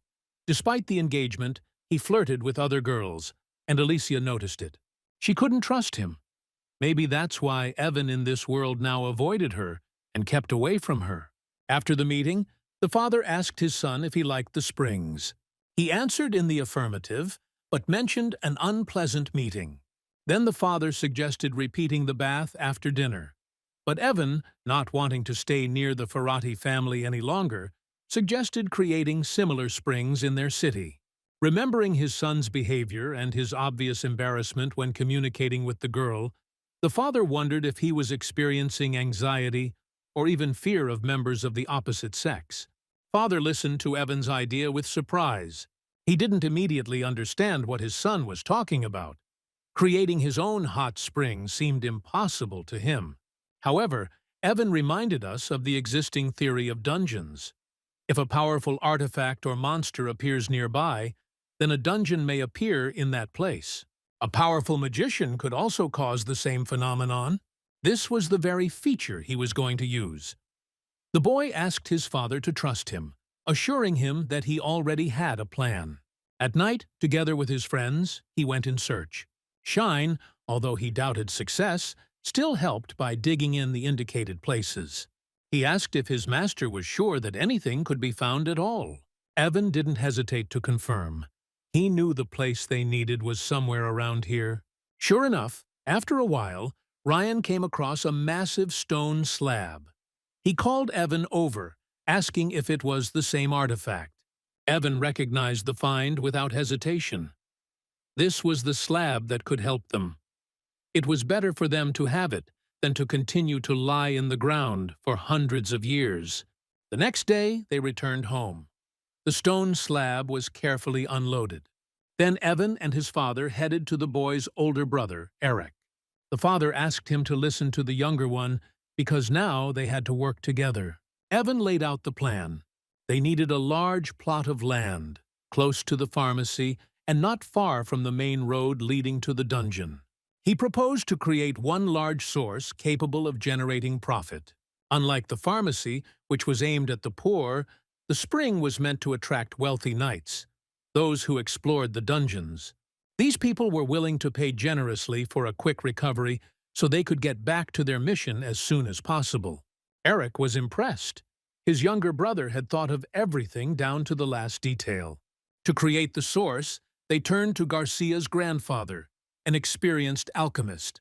He was surprised. All this time he wondered what Evan and his father were doing in the capital, but it turned out that they were making plans to open the source. Evan showed him the slab, and Garcia examined it carefully. According to him, the artifact itself was not strong enough to form a dungeon, but something could be done about it, and he was ready to help. Evan was delighted, but the alchemist made a condition. The source must be available to the pharmacy employees free of charge. Evan readily agreed. Eric, watching what was happening, never ceased to be amazed. Where did his younger brother get so many brilliant ideas from? Later, Evan asked his father to allocate some more land near the future spring. The father asked in surprise why he needed her. Evan explained that the site would house his fraternity's training headquarters. Everything was going perfectly. The knights would recover in the source and then return to training with renewed vigor. The stronger his squad becomes, the more reliable the defense will be. And therefore, Evan's own chances of survival will increase. Evan personally supervised the construction of the hot spring. The work was in full swing, and he closely monitored every stage. While giving instructions to the contractors, he asked them to be especially careful with one of the columns, which had important symbols engraved on it. Damage to this column would mean that everything would have to start over. He felt proud. He was creating a new location that was not in the original game. Crowds of curious onlookers had already gathered nearby. not understanding what exactly was being built there. A pharmacy was already operating in the area, but the purpose of the new construction remained a mystery. Later, Evan discussed the progress of the work with the alchemist Garcia. He reported that the power of one plate would not be enough to maintain stable magical activity of the source. Strengthening was needed. Rare artifacts with magical properties. Unfortunately, Garcia once had some of these, but he sold them a long time ago. Evan calmed the old man down and showed him the artifacts brought from the capital. Garcia was amazed. This boy combined knowledge, determination, and incredible foresight. With the new materials, they were able to continue working, and Evan had another opportunity to hone his alchemy skills. He was soon to have training with the captain. He immediately noticed how busy Evan was and asked him not to neglect his studies. In his opinion, the boy had exceptional abilities that could not be missed. The captain also said that he had mastered a new technique in the dungeon and wanted to teach it to Evan. He had already heard from Shine about his victory in the duel and was sure that now there would be many who wanted to fight him. Evan did not share the captain's enthusiasm. He hoped that there would be as few such people as possible. Despite his fatigue, he complied. The technology could be useful in the future. The day was exhausting. In the morning, etiquette lessons, then construction supervision, later, alchemical experiments with Bernard, and finally, training with the captain. Evan felt very tired. At that moment, Mabel entered the room. Her face expressed obvious displeasure. Evan asked what happened, and the girl, holding back her emotions, noted that upon returning from the capital, he brought gifts for Shine and Beloit, but forgot about her. Evan actually forgot. He immediately handed Mabel the pendant. She was sincerely delighted with such a generous gift. He hoped that this would settle the situation, hoping that her feelings would gradually cool down. But this did not happen. Evan's schedule was truly grueling. Even after all the training, he still had one more training session ahead of him. Controlling slugs. Now he could summon 2 creatures on each hand. But this time he suddenly felt ill. He felt that his mana level had dropped sharply, due to the strong physical and mental stress. Evan realized that the construction of the source had to be completed as soon as possible. This was the only way to maintain his power. And yet, even in this intense rhythm, there was one place where he could find solace, in Lizzie's arms. His sister was a source of joy for him in this difficult world. The technique the captain showed Evan was called Heaven's Power. The young man quickly mastered it and demonstrated outstanding results, which greatly surprised his mentor. The captain had long suspected that Evan had hidden fighting talent, but he had no idea that he would be able to pass on such complex technology to someone else.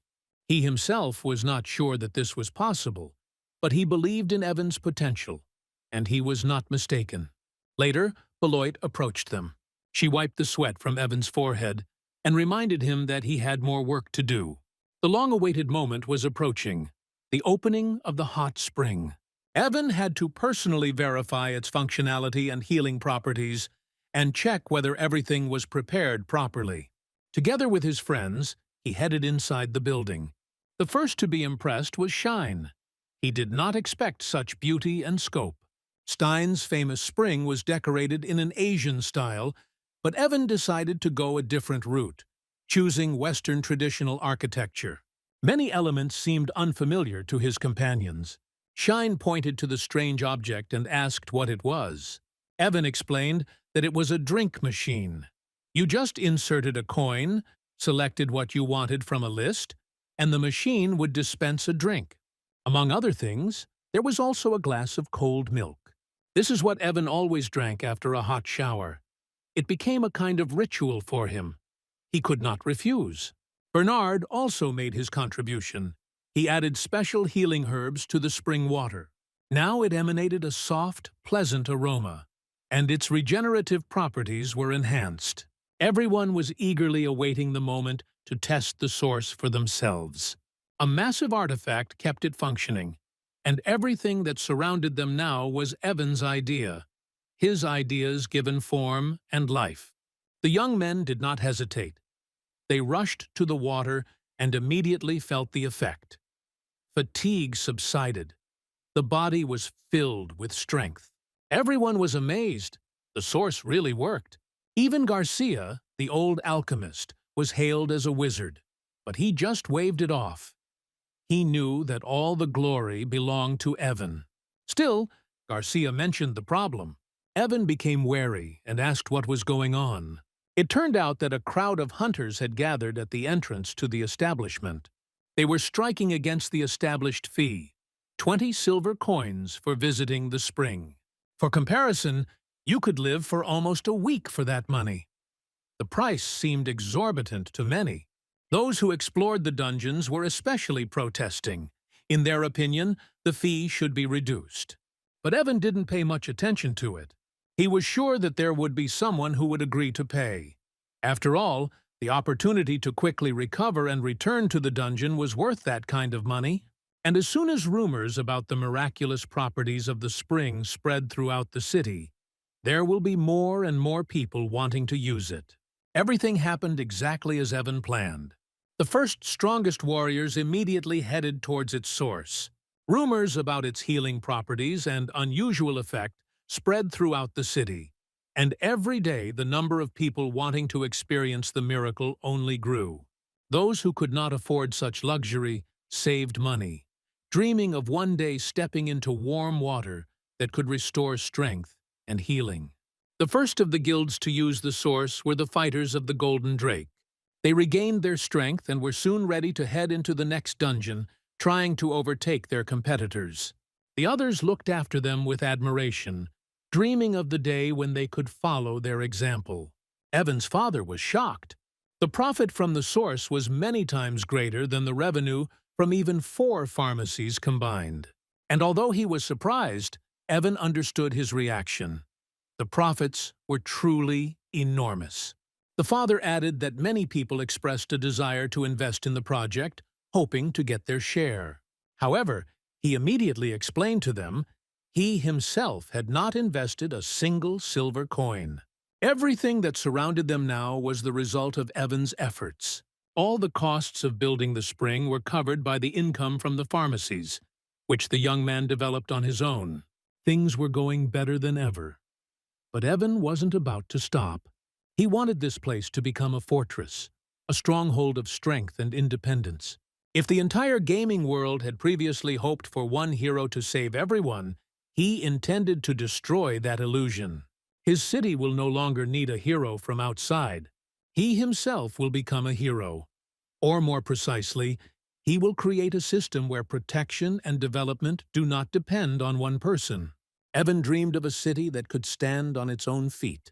Mabel, hearing his thoughts, did not fully understand the meaning of his words, but firmly said, "Without Evan, this city simply would not exist." Evan suddenly realized that despite all his efforts, despite how much he had given, he was not moving away from death, but was only getting closer to it with each passing day. He wasn't going to be just a player. He was going to be the one who changed everything. Who said he can't become the main hero of his city? Evan came to Bernard holding stones he had made himself. The alchemist examined them carefully and was amazed.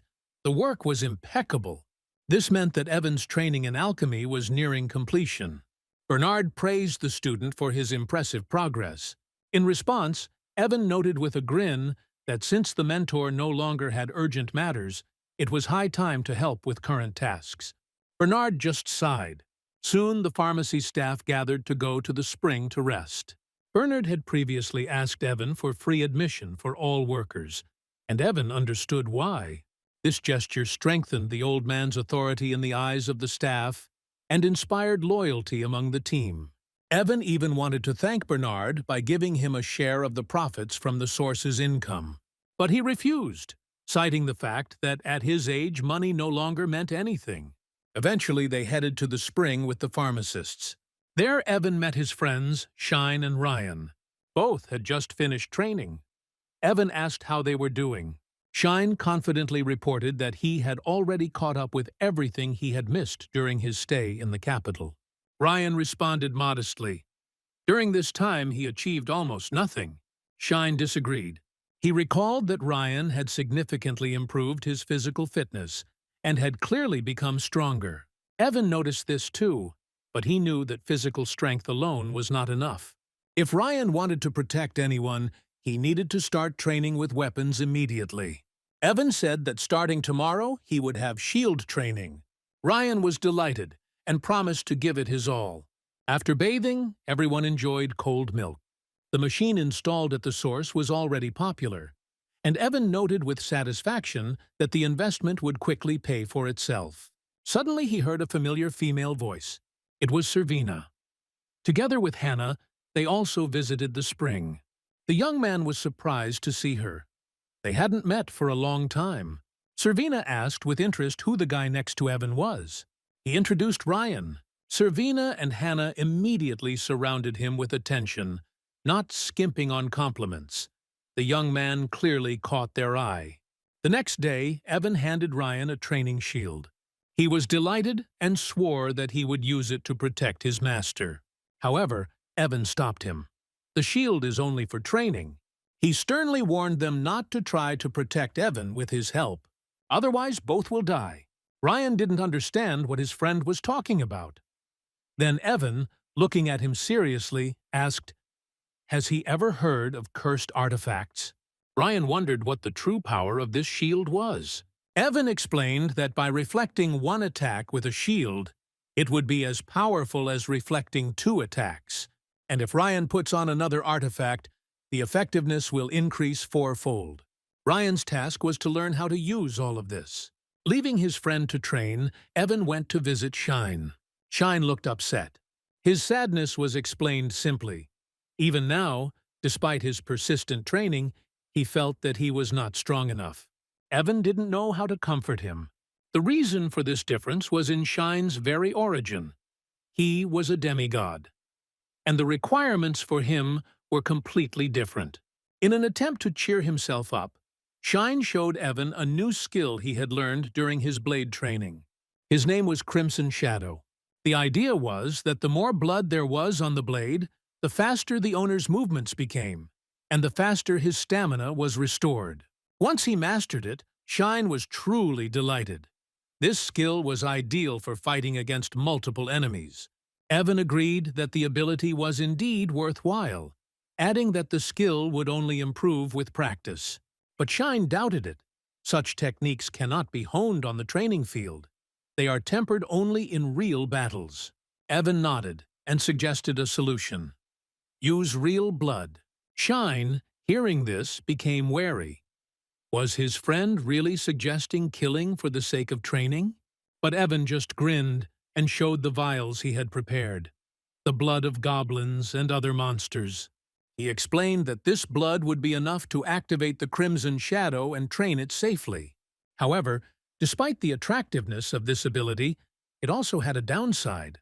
The effect of the skill on Shine's body, especially considering his young age, was detrimental. The body was subjected to significant wear and tear. So Evan decided to organize safe training for him in the dungeon until he mastered the skill without any threat to his health. He was sure that Shine had great potential. There were ways to strengthen his stamina, and he would be able to master the art of Crimson Shadow much faster than expected. Evan also noted that when honing this technique, it's not just the blood that's important, but its variety. Different types at the moment of battle enhance the effect. The intensity of movements is also important, so he prepared a scheme for Shine, apply blood to the blades in a certain way, and then run 100 meters back and forth every time the skill was activated. This was the best way to quickly develop the power of the Crimson Shadow. Shine was hesitant. He thought he would look ridiculous if any of the knights saw him training like this, but Evan just smiled. There was no other way out anyway, and Shine had to agree. When Evan got home, he checked on Ryan and then went to see Shine. Only Lua remains. Evan knew that every time, as soon as Lua finished her business, she quickly disappeared, citing training with the lamp. He had long suspected that the girl was hiding something, but he did not attach any importance to it. After all, everyone has personal matters. But now, as they prepared to go down into the dungeon together, he realized he needed to know how ready she really was.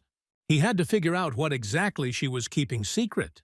It had been 2 hours since the search began, but Evan could not find Lua anywhere.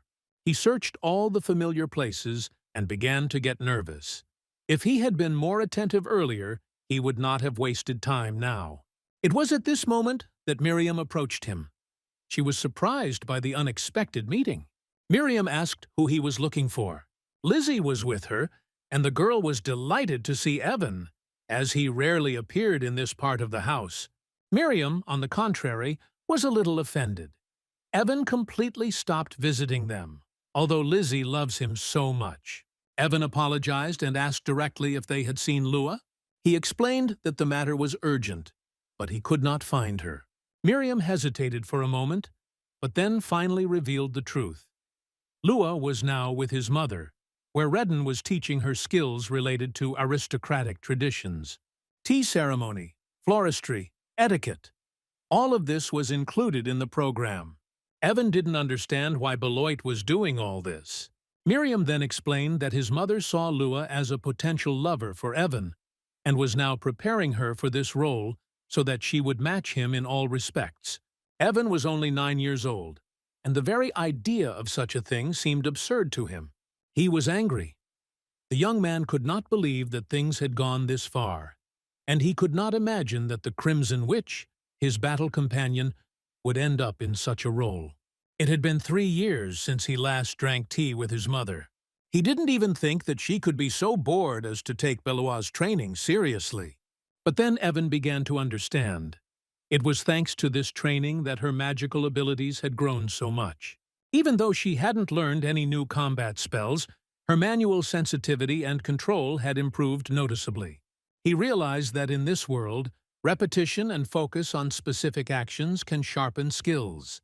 And even the exquisite serving of tea can become a way to strengthen your inner strength, if you do it long enough and diligently enough. With these thoughts, Evan walked up to his mother's room door and knocked. Without waiting for an answer, he announced that he was entering. His appearance caught Redden off guard. Beloit looked frightened. There were cups of tea and an open book on the table. Evan asked her why she never told him she was a mage. To avoid beating around the bush, he asked his mother directly if she really was a witch. Redden was stunned by her son's insight and asked him how he came up with it. Evan calmly replied that he had 4 reasons for this. Her surprise only increased. She did not expect to hear so much. Then Evan started listing. The first reason was the cups on the table. They were untouched, but he could smell the faint aroma of ephronicum, a substance added to tea during witchcraft. The second was a book. It was not just a volume with a worn cover, but a diary artifact, hiding what was written from prying eyes. Such books were used exclusively by witches. The third was a lamp. Although it was no longer burning, the flame was still smoldering in it. This meant that it had been activated very recently. Most likely, Lua just finished using it during her magical practice. The fourth reason is Lua herself. Her magical abilities have increased dramatically in recent times. This was impossible without a good mentor, and, as was now becoming obvious, that was his mother. Redden smiled and praised her son's observation skills and admitted, yes, she is not just a sorceress, but a real witch. Evan was taken aback. The game he came from didn't mention anything about witches. There were demigods, demons, magicians, but not a single mention of creatures like her. Redden said she spent most of her life wandering until she met his father. Then, having fallen in love, she decided to leave the past, stopped practicing magic, and became an ordinary woman. Her abilities, it turned out, were passed down through the female line, but she had only 2 sons, no heir. However, when she met Lua, she immediately noticed something special about her, and she decided to pass on her knowledge to her, as if Lua were the very daughter that was not given to her. Now that Evan knew her secret, one of her most deeply hidden, Redden noticed that he, too, was unusual. She hoped that he would respond to her frankness with frankness and tell her what he himself was hiding. Evan thought about it. His mother had never played a key role in the game he was now essentially living. In none of the parts did she become a central character. Moreover, in the third part, in which he was now, his character died many times, and the plot involving Redden simply did not exist. This meant only one thing. The script had changed. And perhaps now he had a chance to survive, thanks to an ally he had never dreamed of before. He realized he had nothing to lose. When Redden politely asked Lua to leave the room, Evan made the decision to tell everything. And he started from the very beginning, from the moment when he had his first strange dream. Evan has been training with Shine for a long time. The main goal was to master the skill of an imperturbable, indifferent facial expression. In Shine's opinion, Evan was doing a bad job of it. His gaze was too lively, his smile too sincere. But Evan didn't give up. He knew that his birthday was approaching and he would have to go out into society. Showing up to the reception with a charming smile and attractive appearance would be tantamount to suicide. Evan understood perfectly well that if he showed his charm, he would instantly find himself in the center of attention of girls, and this, he believed, increased his chances of death. Therefore, the indifferent mask was necessary, like armor. Shine, having listened to the arguments, was amazed. He didn't understand why Evan couldn't just be friends with girls, like he had with Mabel and Beloit. However, Evan just shrugged. According to him, all women are beautiful and cunning. They are easy to get close to. At that moment, Beloit approached. Evan hoped that she had not heard the last words. Beloit reported that she brought a letter from the Emperor, intended personally for the Master. Evan's blood ran cold. He knew that if his father had already looked at the letter, it was serious. This means that the Emperor himself is going to come to the city to see him. Rumors spread quickly. Everyone was discussing the upcoming visit of the Emperor, his wife, son, and daughter. But Evan understood that the visit was not connected with the discovery of springs or with a polite visit. He remembered how the Emperor had once tried to marry his daughter to him, and he felt that this was the reason for the visit. Evan's father was furious. He clearly saw where this was going, but he was not going to allow his son to become the Emperor's son-in-law. The mother tried to be more objective. She noted that the princess was not so bad, but admitted that their son was too special for such a fate. In the end, the father proposed his own solution. Evan should announce at the reception that he would become the new head of the knightly squad. This position would mean that he would be forever bound to this city and could not leave it by order of the Emperor. Shine was surprised. He asked again, "Is Evan really going to take such a position?" Typically, representatives of noble families did not take on such roles. But Evan was determined. This was his plan. He knew that if he became commander, it would be obvious to the Emperor that marriage was impossible. A groom confined to a provincial town is no match for the king's daughter. Meanwhile, preparations for the holiday were in full swing in the house. The servants were bustling about. The girls were whispering. Everyone agreed on one thing. If the gentleman had not had such a strange character, he would have been the most handsome man in the city. Evan approached Mabel and asked how the preparations were going. She confidently replied that everything was under control. She had her own party plan, and it turned out that she was also planning to invite famous girls to Evan's birthday party. Mabel excitedly informed Evan that a famous musical group called the Cuties had agreed to perform at his party. Evan was stunned. He, trying to stay away from any situations that could bring death upon him, now had to endure a whole crowd of girls at his birthday party. As it turned out, the group agreed to perform not for a fee, but in exchange for Evan's autograph. This news only increased his irritation. He felt that instead of moving away from danger, he was, on the contrary, moving closer and closer to it. Without wasting any time, Evan took the list of tasks from the maid and reviewed the event plan. Mabel was surprised by his determination. She believed that an aristocrat should not be involved in organizing his own holiday. However, Evan insisted he would take control himself. He ordered the cuties to perform in the first part of the event, singing calm songs that would not distract attention from the main guest, the Emperor. Immediately after this, they were to leave the stage. Evan hoped that at this very moment the Emperor would leave the city, and it would be possible to move on to the second part of the celebration, which would be more informal. Then the band will be able to perform their fiery compositions, and everyone will really have fun.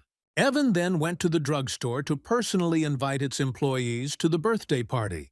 The common people were surprised. It's not every day that the nobility invites commoners to a social event. However, Evan assured them that they were not commoners at all. He asked everyone to come in their work uniforms to avoid unnecessary questions from the aristocracy. Hannah felt a little sad when she heard this. She hoped to wear a nice dress and dance with Ryan. Evan noticed this, but tried to smooth over his disappointment. According to him, the second part of the holiday would be fun, and then everyone would be able to have fun as they wished. He also said that Servina would appear in her monastic habit to emphasize the spirit of service rather than secular fun. Evan didn't forget about Bernard either. The old man refused to come at first, but Evan, using all his charm, finally convinced him. He promised that he would be able to personally communicate with the group members. Bernard agreed, but warned that if the party seemed boring to him, he would leave at any moment. Later, Shine reported that some boxes had arrived. Evan explained, "This is a new uniform for his demigod servants." From that day on, they had to wear clothes that were appropriate for candidates for the nightly squad, a symbol of belonging to a special structure and new duties. Next, Evan headed to the butcher shop, where he had been before. He offered the owner, who sold the meat of monsters and creatures killed in the dungeons, to become a cook at his festival. At first he hesitated, but Evan managed to convince him, assuring him that the guests would definitely like the grilled meat. For the chef, this was a unique opportunity. No one refused the flattering invitation to cook for the aristocracy. In the end, the man agreed, but insisted that Evan take on all the organizational part. Evan was pleased with the agreement reached. If the nobility likes the monster meat, it will be possible to open a new establishment in the city and make a profit from it. Preparations were in full swing. Servants were laying down carpets, carefully washing the floors and hanging decorations. Evan took control of the organization, which did not please Mabel. She reminded him that the gentleman should be preparing for his own celebration and not dealing with logistics. The hall for the celebration was decorated simply but tastefully. The men in the audience remarked that it was one of the best places they had ever been.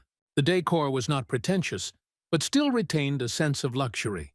The guests looked at the members of the group Milashki with interest, discussing how Evan managed to invite such stars. Many believed that the young host of the party had connections at the highest level. Bernard, carefully examining the ceiling decorations, noticed that their cost exceeded the annual income of many employees. Hannah, looking at the magnificence of the hall, doubted whether it was appropriate for them, simple pharmacy workers, to be here. Bernard reassured her, reminding her that they were part of a brotherhood and no one would dare to hurt them. In Hannah's eyes, he looked fearless, almost noble. It even seemed to her that Bernard could be an aristocrat. But he rejected this assumption and warned, if someone pretended to be noble and his identity was revealed, the retribution would be worse than death. He advised the girl to be careful with such words. Bernard called the waiter and ordered a glass of wine, intending to watch the celebration. At this time, Evan was getting ready to go out. Mabel reported that all the guests were talking only about him. There were also rumors swirling around the dungeon. Shine said that the expedition was unable to advance beyond the 45th floor due to the great transformation that had begun. These are phenomena in which the structure of the dungeon changes radically, giving rise to new dangers. The servants anxiously discussed whether Evan really intended to go into the dungeon himself. He confirmed his plans, but with a caveat. The hike would be limited to just 5 floors. Previously, he wanted to reach the 10th, but he feared the wrath of the Marquise if he found out about such intentions. The main threat on every fifth floor was the gatekeeper, a monster that no 12-year-old had ever defeated. Shine was amazed when Evan announced that he would be going on the campaign with a squad of knights and a vice-captain, Shine himself. The young man entrusted him with the preparation, and, despite his subordinates' doubts, remained serious. When it was time to go out to the guests, Evan looked impeccable, and the servants watched their master with admiration. He ordered one of the maids to keep everything she heard a secret. The Ferrati family also arrived for the celebration. Everyone admired the beauty of Alicia, a young lady from a noble family. Even Bernard admitted that the girl was beautiful. Hannah noted that Alicia is as popular as Evan. Mr. Ferrati's son asked anxiously about Beloit, hoping that she would not appear with Evan. Meanwhile, Alicia herself felt disgusted by everything that was happening. The looks of men directed at her irritated her. She felt like a stranger in this room. The parents were worried about their daughter, but the father promised that as soon as Evan appeared, he would personally take her to him. Alicia's brother recalled the duel with Evan with interest, wondering how much stronger he had become. Trumpets sounded in the hall, announcing the arrival of the host family. The guests saw that the Marquis himself had arrived in excellent physical shape, which inspired confidence that the city was probably flourishing. Someone asked where the second wife was, but they assumed that she stayed with her youngest daughter. Evan's father thanked everyone for coming, noting that his eldest son had turned 12 3 years ago, and now it was his youngest's turn. He proudly introduced Evan, calling himself the luckiest father. Meanwhile, Evan stood backstage, worried. Shane noted that the Marquis could talk for hours about his son's virtues. Suddenly, Belua came running with important news. The Emperor himself had arrived at the main entrance. Everything didn't go according to plan. He arrived much earlier than planned. The young man's father was in a hurry to meet an important guest, who had arrived for the celebration with his family. He immediately realized that such an early visit was due to the whim of the Emperor's daughter, who desperately wanted to see Evan again. Having greeted the monarch, the father gave the command to the musicians to play. Then he solemnly introduced his son. Evan appeared in the hall, causing admiration for his appearance. Those present whispered about how handsome he was, and someone even remarked that he outshone his mother. The princess looked at him with love, and the maid who dressed Evan looked with pride at the fruits of her labor. The servants accompanied Evan. Shine asked him to give up his usual training with the slugs, at least for today. Beloit was worried that such strange and daring actions could damage his reputation and destroy the ideal image that had formed in the eyes of others. But that's exactly what Evan was after. He was deliberately breaking expectations, destroying stereotypes, showing that he wasn't going to follow someone else's script. He wanted people to perceive him not as just another heir to a noble family, but as a person with his own choices and convictions. Evan's father approached him and warmly congratulated him on his birthday. His gaze expressed pride, although hidden behind his usual severity. Evan responded with respect, promising that he would never disgrace the name of their family and would do everything to benefit the city and its inhabitants. It was not just a formal answer, but a sincere statement reflecting his inner convictions. The Marquis, according to plan, decided to ask the young man what his plans were for the future. Evan's answer surprised everyone. He intended to create his own knightly squad, whose main task would be to explore and protect dungeons. Moreover, he personally intended to lead it and take responsibility for the city's security in this direction. This statement caused confusion among the guests. Many did not understand why a young man who was not even a direct heir would take on such a burden. Until this moment, there was nothing like this in the city.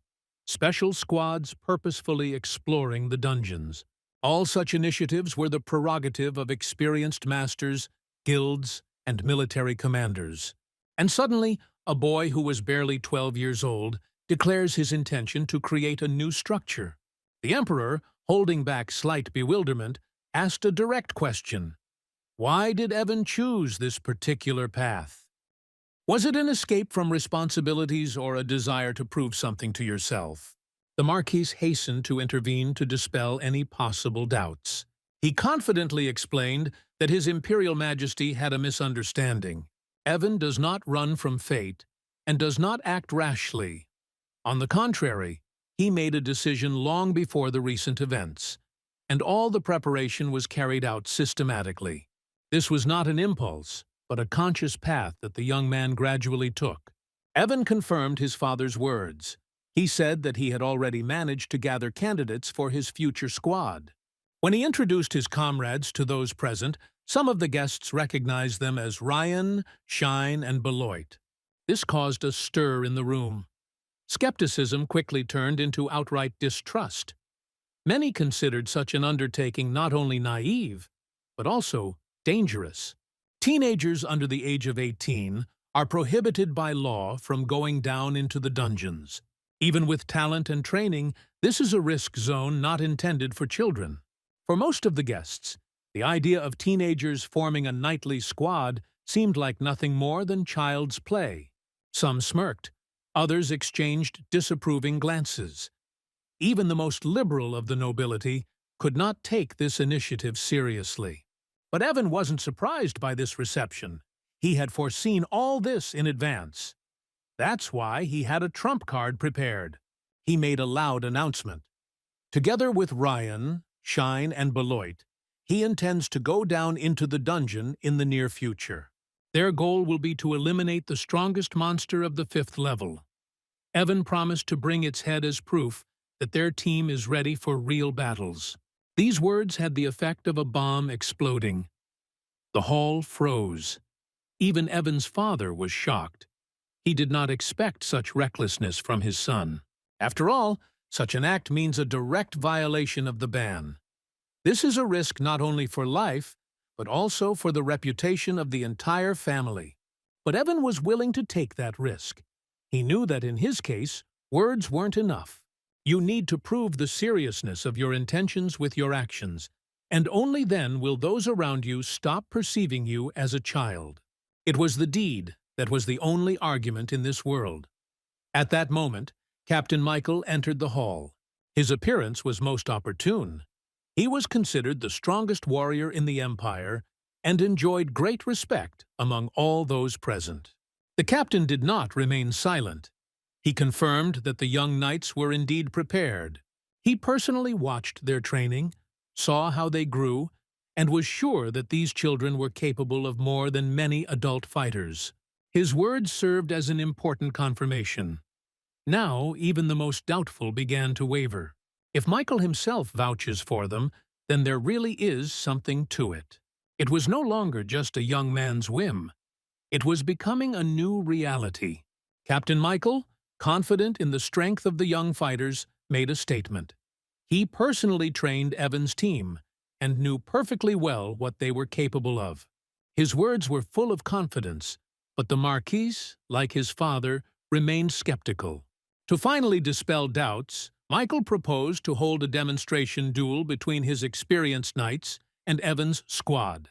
The Marquis had no reason to refuse the offer, especially in the presence of the Emperor and other high-ranking guests. Moreover, the idea of such a duel excited the imagination and could become an excellent spectacle. Evan had made a deal with Michael in advance. The captain was to tell his men not to fight at full strength, so as not to humiliate the young fighters. However, Michael unexpectedly assured that this would not be necessary. The teenagers already possessed such power that they would be able to fight on equal terms, and perhaps even surpass adults. The Emperor, who showed keen interest in the proposed duel, immediately ordered that the fight not be postponed. He ordered the arena to be prepared and proposed that the battle begin immediately. Evan wasted no time in asking the musicians to perform something solemn and energetic, something befitting the great test. As the ranks of guests parted to make room, the fighters entered the arena. 3 young warriors, Shine, Beloit, and Ryan, stepped forward, their steps confident, their gaze focused. They were allowed to use both weapons and magic. Opposite them stood 3 knights, strong, experienced, seasoned in battle. And then the signal to begin sounded. The opponents rushed at each other.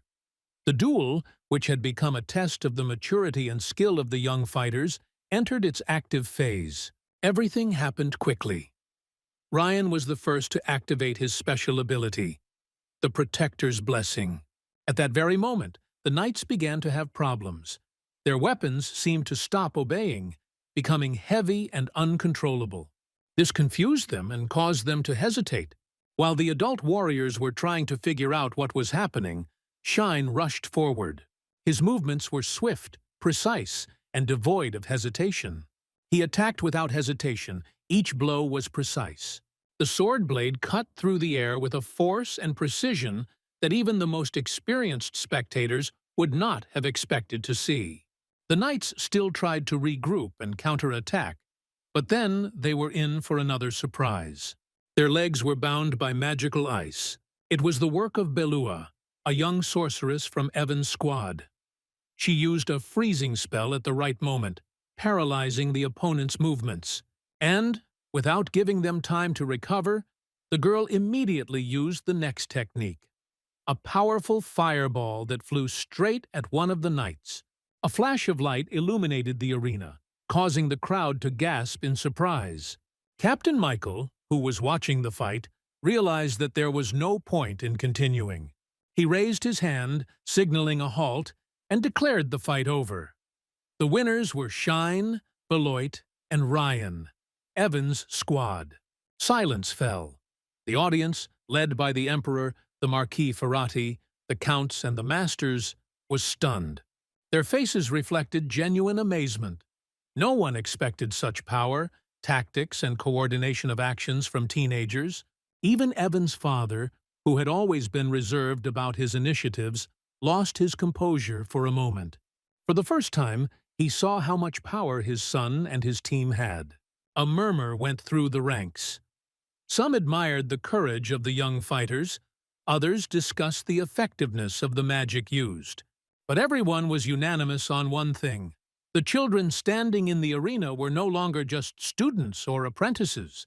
They proved that they were worthy of the title of true knights, ready to defend the city from any threats, be it from the depths of the dungeons or from outside. So the victory of Evan's squad became more than just a show of strength.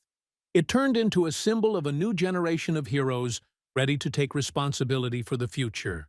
The Emperor noted with admiration how spectacular the duel turned out to be, and was forced to acknowledge Evan's leadership qualities, as well as his ability to assemble a strong team. However, he was interested in how strong Evan himself was. This was not the reaction the young man had expected. He sought support from the captain, but Michael only wished him luck, confident that the boy could handle it on his own. Evan realized that the plan was getting out of control. Now he would have to enter the fight personally. Even the princess insisted that he take part. If he refuses, he will lose the chance to descend into the dungeon. Captain Michael volunteered to be his opponent. The Marquis was calm. He knew that the captain would not allow Evan to get seriously injured. Alicia watched what was happening with interest. As the fight began, Ryan explained that the bout would be judged on fighting skills. Evan and the captain took up strange positions that were incomprehensible to the audience and then rushed at each other. Their first blow was so powerful that it destroyed everything in its path. His wave crashed down on the audience. Evan began to shake from the tension, but he did not give up. He delivered blows one after another, and Michael confidently blocked each one. Those present were amazed at his strength. Such power could not be inherent in a child. Some suggested that he was using an artifact. However, Bernard knew that Evan's power did not depend on magical items. It belonged to him. Even if there was an artifact, it would only enhance the young man's innate potential. Mr. Ferrati noted that Evan delivered his punches with amazing dexterity and skill. Watching the fight, many of the guests could not hide their surprise, but Alicia's father was especially amazed. He could not understand how young Evan had managed to master such complex fighting techniques at such a young age. Every move he made, every attack and dodge was honed like that of an adult, experienced fighter. Evan held his own with dignity, not yielding to the captain in either fortitude or spirit, despite the obvious difference in experience and strength. Alicia watched the duel with delight. Her eyes were shining. She watched every movement with interest, and at times even caught herself holding her breath. There was genuine interest in her gaze, and her father noticed it. He didn't hesitate for long and asked her a direct question. Would she like to get engaged to this young man? The girl thought about it, but quickly smiled, saying that she wouldn't be against it, provided that Evan himself agreed. She found the idea exciting and interesting. Her father, pleased with such an easy consent, promised that he would arrange everything so that Evan would have no reason to refuse the offer. Meanwhile, the outcome of the fight became more and more obvious. Evan was on the edge. His strength was leaving him, his movements were becoming slower, his breathing was becoming heavier. And here comes the decisive blow. Michael, taking advantage of the moment, made a precise and powerful lunge, knocking Evan off his feet. The duel was over. Ryan, who had been watching the battle, loudly and clearly announced the winner, Captain Michael. He then walked up to the defeated Evan and asked him if he would admit defeat. Evan nodded, breathing heavily. He accepted the result with dignity. Despite the loss, there was no resentment or disappointment in his gaze. Only calm understanding. Captain Michael, in turn, also stepped forward and addressed Evan. He noted how much the young man had changed since their last meeting. He had become stronger, not only physically, but also internally. He exuded confidence, determination, and strength of character. Michael was generous with his praise. He said that Evan had fought with dignity and proven his readiness for the upcoming mission, going underground. For Evan, it was not just a recognition, but a kind of symbolic admission, like a knight's blessing. Among the guests, Confronting watched the fight closely. He turned to his son, Crow, and asked if he still considered himself Evan's equal. Crow reluctantly but honestly admitted that no. Evan had made huge strides since their last meeting. He surpassed him in both skill and spirit. This admission did not come easy to Crow, but he did not beat around the bush.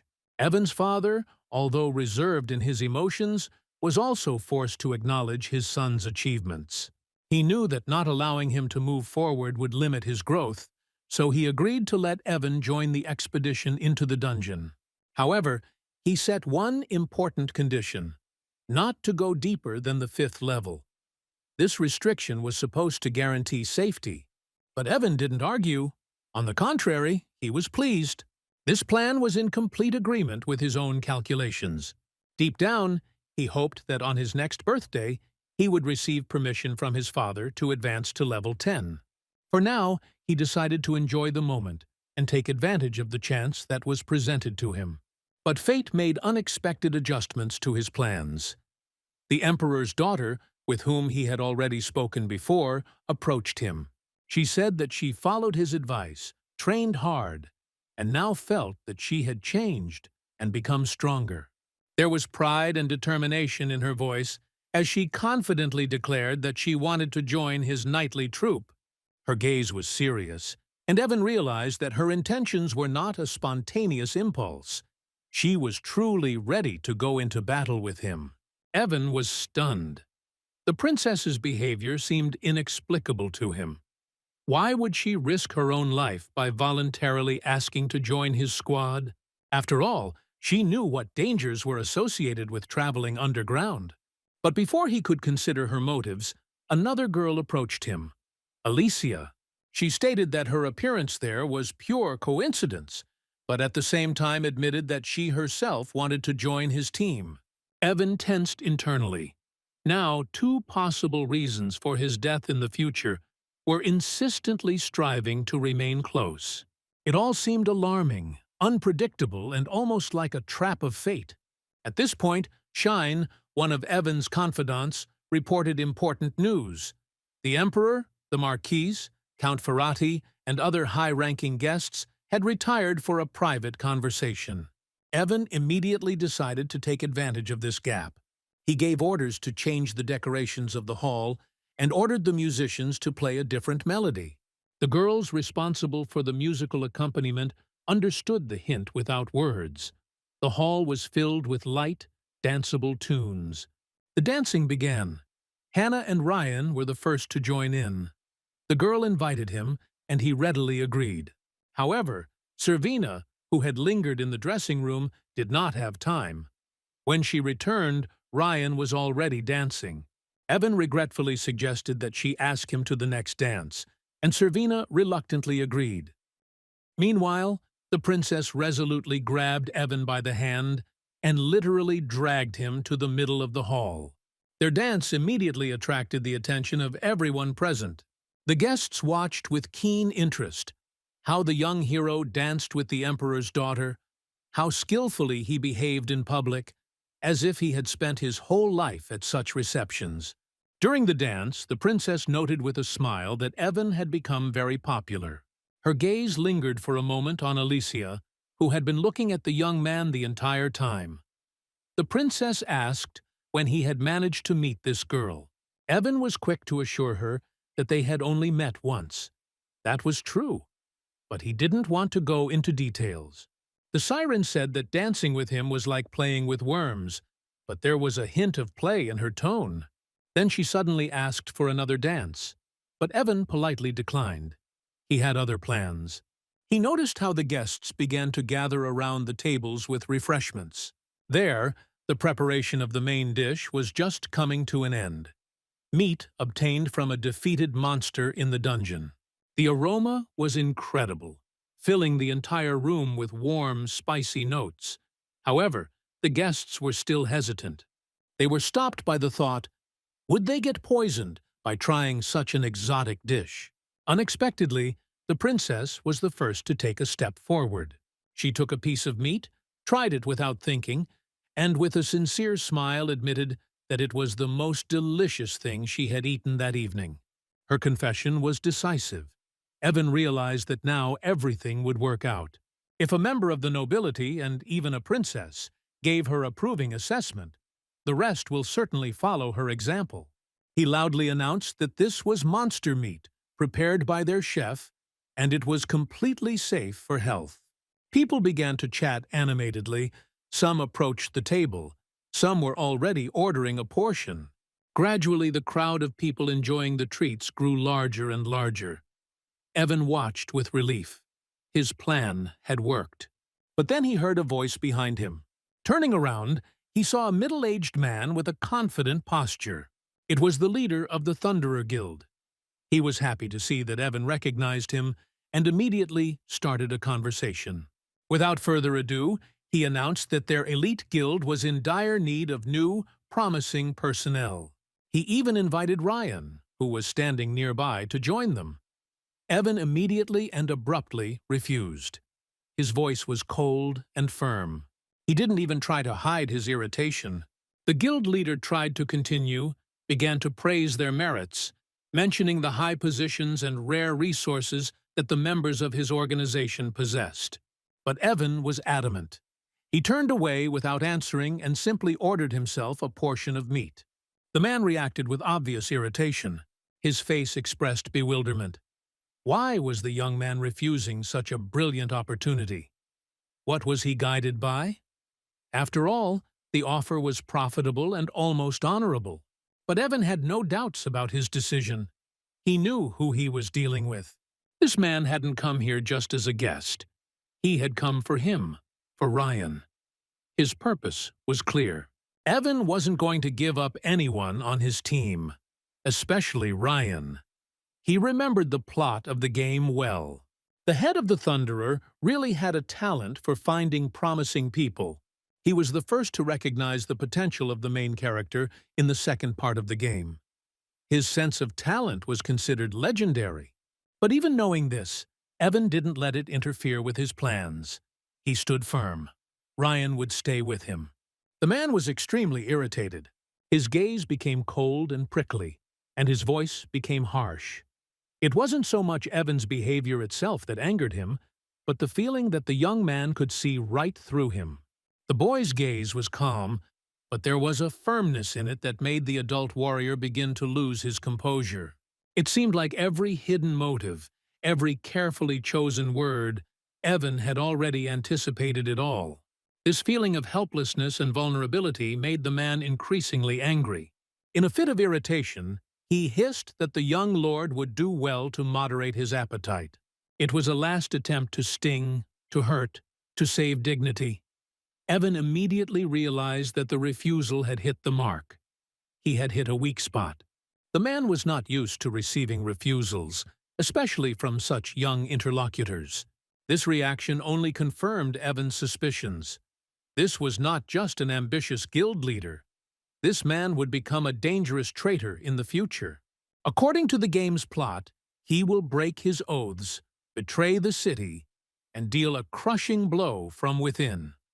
Evan knew about it, and now he had no doubts. It was impossible to negotiate with such people. One had to be wary with them, and when the opportunity arose, he would get rid of it before it was too late. He could not act openly now, but he already had in mind how he should act in the future.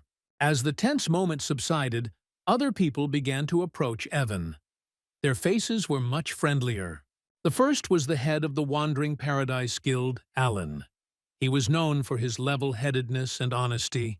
Daisy, his second-in-command, walked next to him. She smiled at Evan and greeted him with genuine warmth. The two, as Evan knew from the game's story, were loyal allies. The Wandering Paradise Guild valued loyalty above all else, and stood by the protagonist's side until the very end. Together with him, they defended the city from enemy raids, sparing no effort. Other representatives followed suit. Among them were fighters from the Phoenix Guild, bright, confident, famous for their attacking strategies. And a little later, representatives of other guilds appeared. One after another, as if in a chain, representatives of different associations approached Evan. Each of them wanted to meet me personally, shake my hand, and express respect. Their looks showed interest, expectation, sometimes even envy. Some of them would become his comrades in the future. They will fight side by side with him on the front lines, sharing victories and defeats.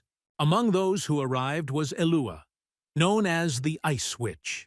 Her magic froze entire squads, and her cold nature scared away even her allies. But Evan recognized her immediately. In the game, she was a member of the Heart Shield Guild and became one of the main character's most valuable allies. Now, she stood next to him, and her gaze was softer than in battle. The number of guests only grew. It seemed like there was no end to the flow. Some approached with genuine interest, others with calculation. Among them were both future allies and potential enemies. Some of these faces would later end up in the camp of traitors, but for now, it was all hidden behind smiles and politeness. Evan couldn't do anything but watch, analyze, and remember every encounter. Another thing that attracted special attention to the young man was the combat technique that Captain Michael had taught him. Evan didn't hide it. He said that this technique was a special technique that Michael received during the Blessing of Power. This moment in the game was significant. It was then that the captain became one of the strongest fighters in the Empire. He later passed this power on to Evan, teaching him a technique not available to ordinary warriors. Then Evan told about his squad. He did not hide his intentions. Their goal was clear: to protect the city from the threats coming from the dungeon. They did not strive to completely clear all the floors, nor did they pursue the idea of glory or trophies. The main thing for them was to create a defensive line, strengthen key borders, and ensure the safety of civilians. They sought power to serve, not to rule. Evan also noted that he had no interest in the top floor of the dungeon. He knew there was nothing important there. As a player, he had been there hundreds of times and knew perfectly well that there were no values there, only danger. And now that he was living this life, death would mean more than just a reboot. It would be the end, and he wasn't going to risk it for that. Suddenly, a calm and commanding voice sounded nearby. He noticed that what he heard was a relief to him. The young man who came said that he would be sad if Evan died. Evan de Chardin recognized the voice immediately. In front of him stood Prince Damien, Princess Serena's brother. Evan had not expected him to appear. A murmur immediately arose among the guests. Everyone recognized the stranger as the Crown Prince Damien L. Silklin. He approached Evan and, without hiding his superiority, expressed his joy at meeting him.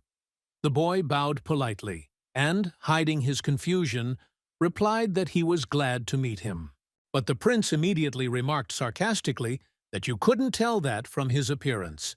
Evan didn't look away. He felt that this was not just a guest, but a person who had come with a specific purpose. Damien confirmed it. He had come in person to give the order, and Evan was forced to listen to him. The prince demanded that he protect his sister Serena as he protected his own life. This was not advice, but a direct order. However, Evan, to everyone's surprise, refused. The princess's face reflected bewilderment, and Damien, confused, asked if Evan liked his sister. The young man answered evasively that his personal sympathies were not subject to discussion at the moment. He declared that in the future he would become the captain of the Dungeon Knight Squad, and his wife would be forever linked to this city. If Serena is not ready for such a fate, he will not make her his wife. Serena froze.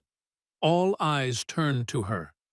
But instead of tears or embarrassment, she firmly said, "She is ready to be with Evan anywhere. Moreover, she is going to join his squad." The princess's words shocked the audience. Even her brother hadn't expected this turn of events. His eyes flared with anger, thinking that Evan had somehow put this idea into her head. But Evan denied it. Damien drew his sword. His next order was much more personal. He challenged Evan to a duel. The conditions were unusual. If Evan lost, Siren would become his bride. Evan wanted to refuse, but refusal was not accepted. No one dared to disobey the will of the Crown Prince. The young man recalled Damien's abilities. He was known as a warrior who wielded a huge war hammer, but now he had a sword in his hands, clearly not his weapon. This meant that he would be weaker than usual. Evan agreed. In return, he made his own condition. If he won, the prince would never demand anything from him again. Damien agreed and ordered the guards to give the sword to his opponent. But Evan refused the offer. His technique, Might of Heaven, did not require weapons. It was a fighting style designed to repel attacks and destroy monstrous bodies. Damien had never seen anything like this before, and he wondered if the enemy could really put up a fight. The start of the duel was announced. The prince had no intention of holding back. He intended to crush Evan into dust. It was not a duel. It was an execution that he wanted to carry out in the presence of everyone. But moments later, Damien lay unconscious. One blow. All the audience saw was a flash of energy around Evan's fist. He didn't understand what had happened. Why had such a strong opponent fallen with the first blow? Even with a sword that was uncomfortable for him, he should have been able to hold on longer. Then, Michael explained, during the swing, energy was gathering around Evan's fist. This was the essence of the technique, the power of heaven, a force against which even the Crown Prince was powerless. He explained that the reason for the defeat was simple. Damien was weaker. Not physically, but in essence. He chose the wrong path, the wrong weapon. Servina hurried to the prince. Thanks to her intervention, he soon came to his senses. His gaze darted to Evan, fear and confusion evident in it. He couldn't comprehend how he had been defeated with just one blow. Evan stepped forward. He wanted to tell Damien something important. Looking into the prince's eyes, he advised him to give up the sword. The weapon did not belong to his spirit. It did not respond to him. He spoke quietly, but confidently. Damien should have chosen the hammer. Heavy, awkward, but his own weapon. He objected in confusion that the sword was a symbol of power, and only the emperor should wield it. The sword was light and versatile. Its training was considered correct. But Evan didn't back down. He explained that if a person continues to use power that doesn't belong to him, he will destroy himself. Everything that makes us strong should be close to us. Strength is not in the name of the weapon, but in how familiar it is. These words made Damien think. He said goodbye without saying another word, and soon left the hall. The siren who remained nearby asked Evan to stay with her for at least one day. He agreed, but only for that evening. The princess invited him to dance with a smile, but Evan refused. He felt tired, and his thoughts were far from the holiday. A voice came from behind them. Alicia came up to them. With her usual impudence, she offered to dance with her, since he had refused Serena's invitation. Evan turned around in fear. He knew that once Alicia had made up her mind, it would be impossible to convince her otherwise. Suddenly, Serena intervened. If Evan didn't want to dance with Alicia, then let him dance with her again. The young man had no choice but to agree and dance with her. Alicia, watching this scene, noted with a grin that Evan was obviously popular. He replied that she was no less in demand. However, her smile instantly disappeared. She didn't like this popularity. The girl said something that left Evan confused. She said that she would soon be engaged to him. Evan froze, not knowing what to say. This was the outcome he had been trying to avoid with all his might.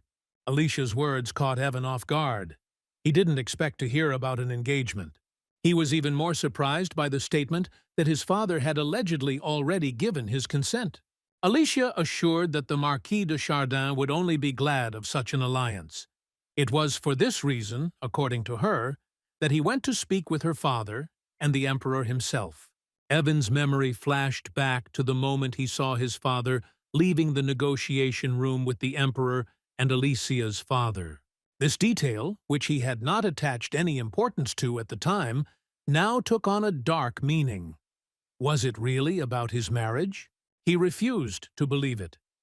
It seemed crazy to him that someone would voluntarily agree to give their daughter to the future captain of the Dungeon Knights, a man whose life would be spent far from the light and well-being. But Alicia, judging by her words and behavior, had already made up her mind. Evan didn't understand why. She explained it simply. He gave the impression of a man who knew all the secrets of the world, and she also liked that he was afraid of her. This unexpected honesty struck him.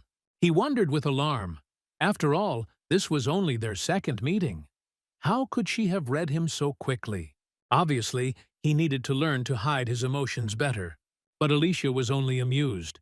She wanted to see how long he would be afraid of her.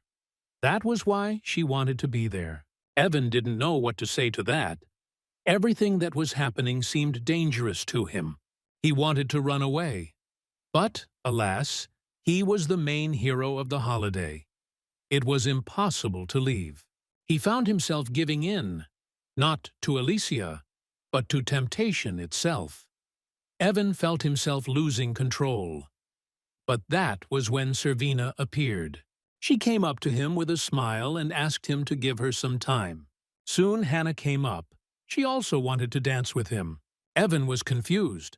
All the girls were suddenly seeking his attention. It was strange and a little scary. From the outside, it all looked almost comical. His friends watched what was happening with interest. Shine glanced at Beloit and asked why she didn't ask Evan to dance. But the girl seemed to be depressed. She watched as Evan was surrounded by a crowd of girls thirsting for his attention, and it made her feel bitter. Shine offered to help her, but Beloit refused. She thought it was impolite to take the initiative. However, Shine could not watch her suffer and decided to take action himself. He called out loudly to Evan, declaring that there was a lady who desired his attention. He pointed to Beloit. Evan turned around and, seeing the girl, immediately approached. He apologized to her, realizing that he had indeed forgotten about her in the whirlwind of events. Her silence and hurt were more eloquent than words. Then he dropped to one knee and asked her permission to dance. Moreover, he offered to accompany her until the end of the evening, if she allowed it. Beloit was stunned, but looking into Evan's eyes, she agreed. Today she allowed herself to forget about conventions. Everyone watched the couple with interest. Their beauty and youth caused slight envy, because they had their whole life ahead of them. Alicia's brother noted with a slight grin that he, too, would not mind being in Evan's place and melting the heart of this beauty. During the dance, Beloit whispered to Evan that he looked like a real aristocrat who had the whole world in his hands. Evan didn't agree with it, but in the dance it didn't matter. They forgot about everything. Night fell. The celebration came to an end. The guests left. The sounds of music died down, and the estate became empty. The father told his son that he had turned down the engagement proposal. Evan felt a huge sense of relief. The emperor, as it turned out, also abandoned the idea of marrying his daughter to the future captain of the dungeon squad. But at the same time, the father added, if Serena herself wanted to go after Evan, no one would stop her. This thought was disturbing. Finally, the father advised his son to be more careful and attentive to how he creates his future image. Evan's father warned him that now that he had gathered people around him and taken them under his protection, he was responsible for them. Being a leader is not only an honor, but also a burden. It is up to the leader to decide whether his team will succeed or fail. He is responsible for human lives. Then, with a slight smile, he asked his son the question he had been carrying with him for a long time. Why did Evan avoid girls? The young man did not hide the truth. He admitted that he was afraid that one day someone would hurt him. The father listened to him without judgment. He understood how vulnerable his son's feelings were, but he still advised him not to close himself off from the world and to remain himself. After all, Evan had a rare gift, the ability to understand people, attract them, and find friends in them. He promised his son that he would always be there, support him in any situation, no matter who he became and where his path led him. Evan spent the night before the expedition alone, watching over potions, checking equipment, and thinking about things that kept him awake. In the morning, his health left much to be desired. Bernard, noticing this, asked what had happened. Evan reluctantly told about the incident that night. He remembered how Siren burst into his chambers, excited, joyful, and completely unceremonious. She stated that a new creature was about to appear and pointed to Mirazole's pendant, which began to glow strangely. Siren explained that this was due to the impending birth of the summoned creature. She wanted this particular slug, right now. According to her, Ruby had already told her everything, so she decided not to wait. Evan couldn't refuse her. After performing the summoning ritual, he summoned a new creature, Ice Slime. Serena was delighted with her new friend. She immediately gave the slug a name, Lucy, which Evan thought was quite unexpected. But he didn't object. After this, he strictly asked the girl not to burst into the men's rooms without warning in the future. Her behavior became more and more unpredictable and frightened him. In a conversation with Bernard, Evan admitted that he was afraid that he wouldn't be able to handle Siren if she continued in the same spirit. However, he proudly showed off his new inventions, battle beads, with which he was going to use magic in battle. Bernard, however, expressed doubt about the necessity of such tricks. He believed that Evan was capable of reaching the 5th level of the dungeon without this. When Evan left the house, his friends were already waiting for him. He said goodbye to his parents. The father did not hide his surprise. His son was going underground so early, and yet he was full of confidence. But now everything was different. Evan had companions. The young man was no longer alone. He managed to find friends that he had not had before. He promised himself he would not die. No way. This time, he would be an immortal extra.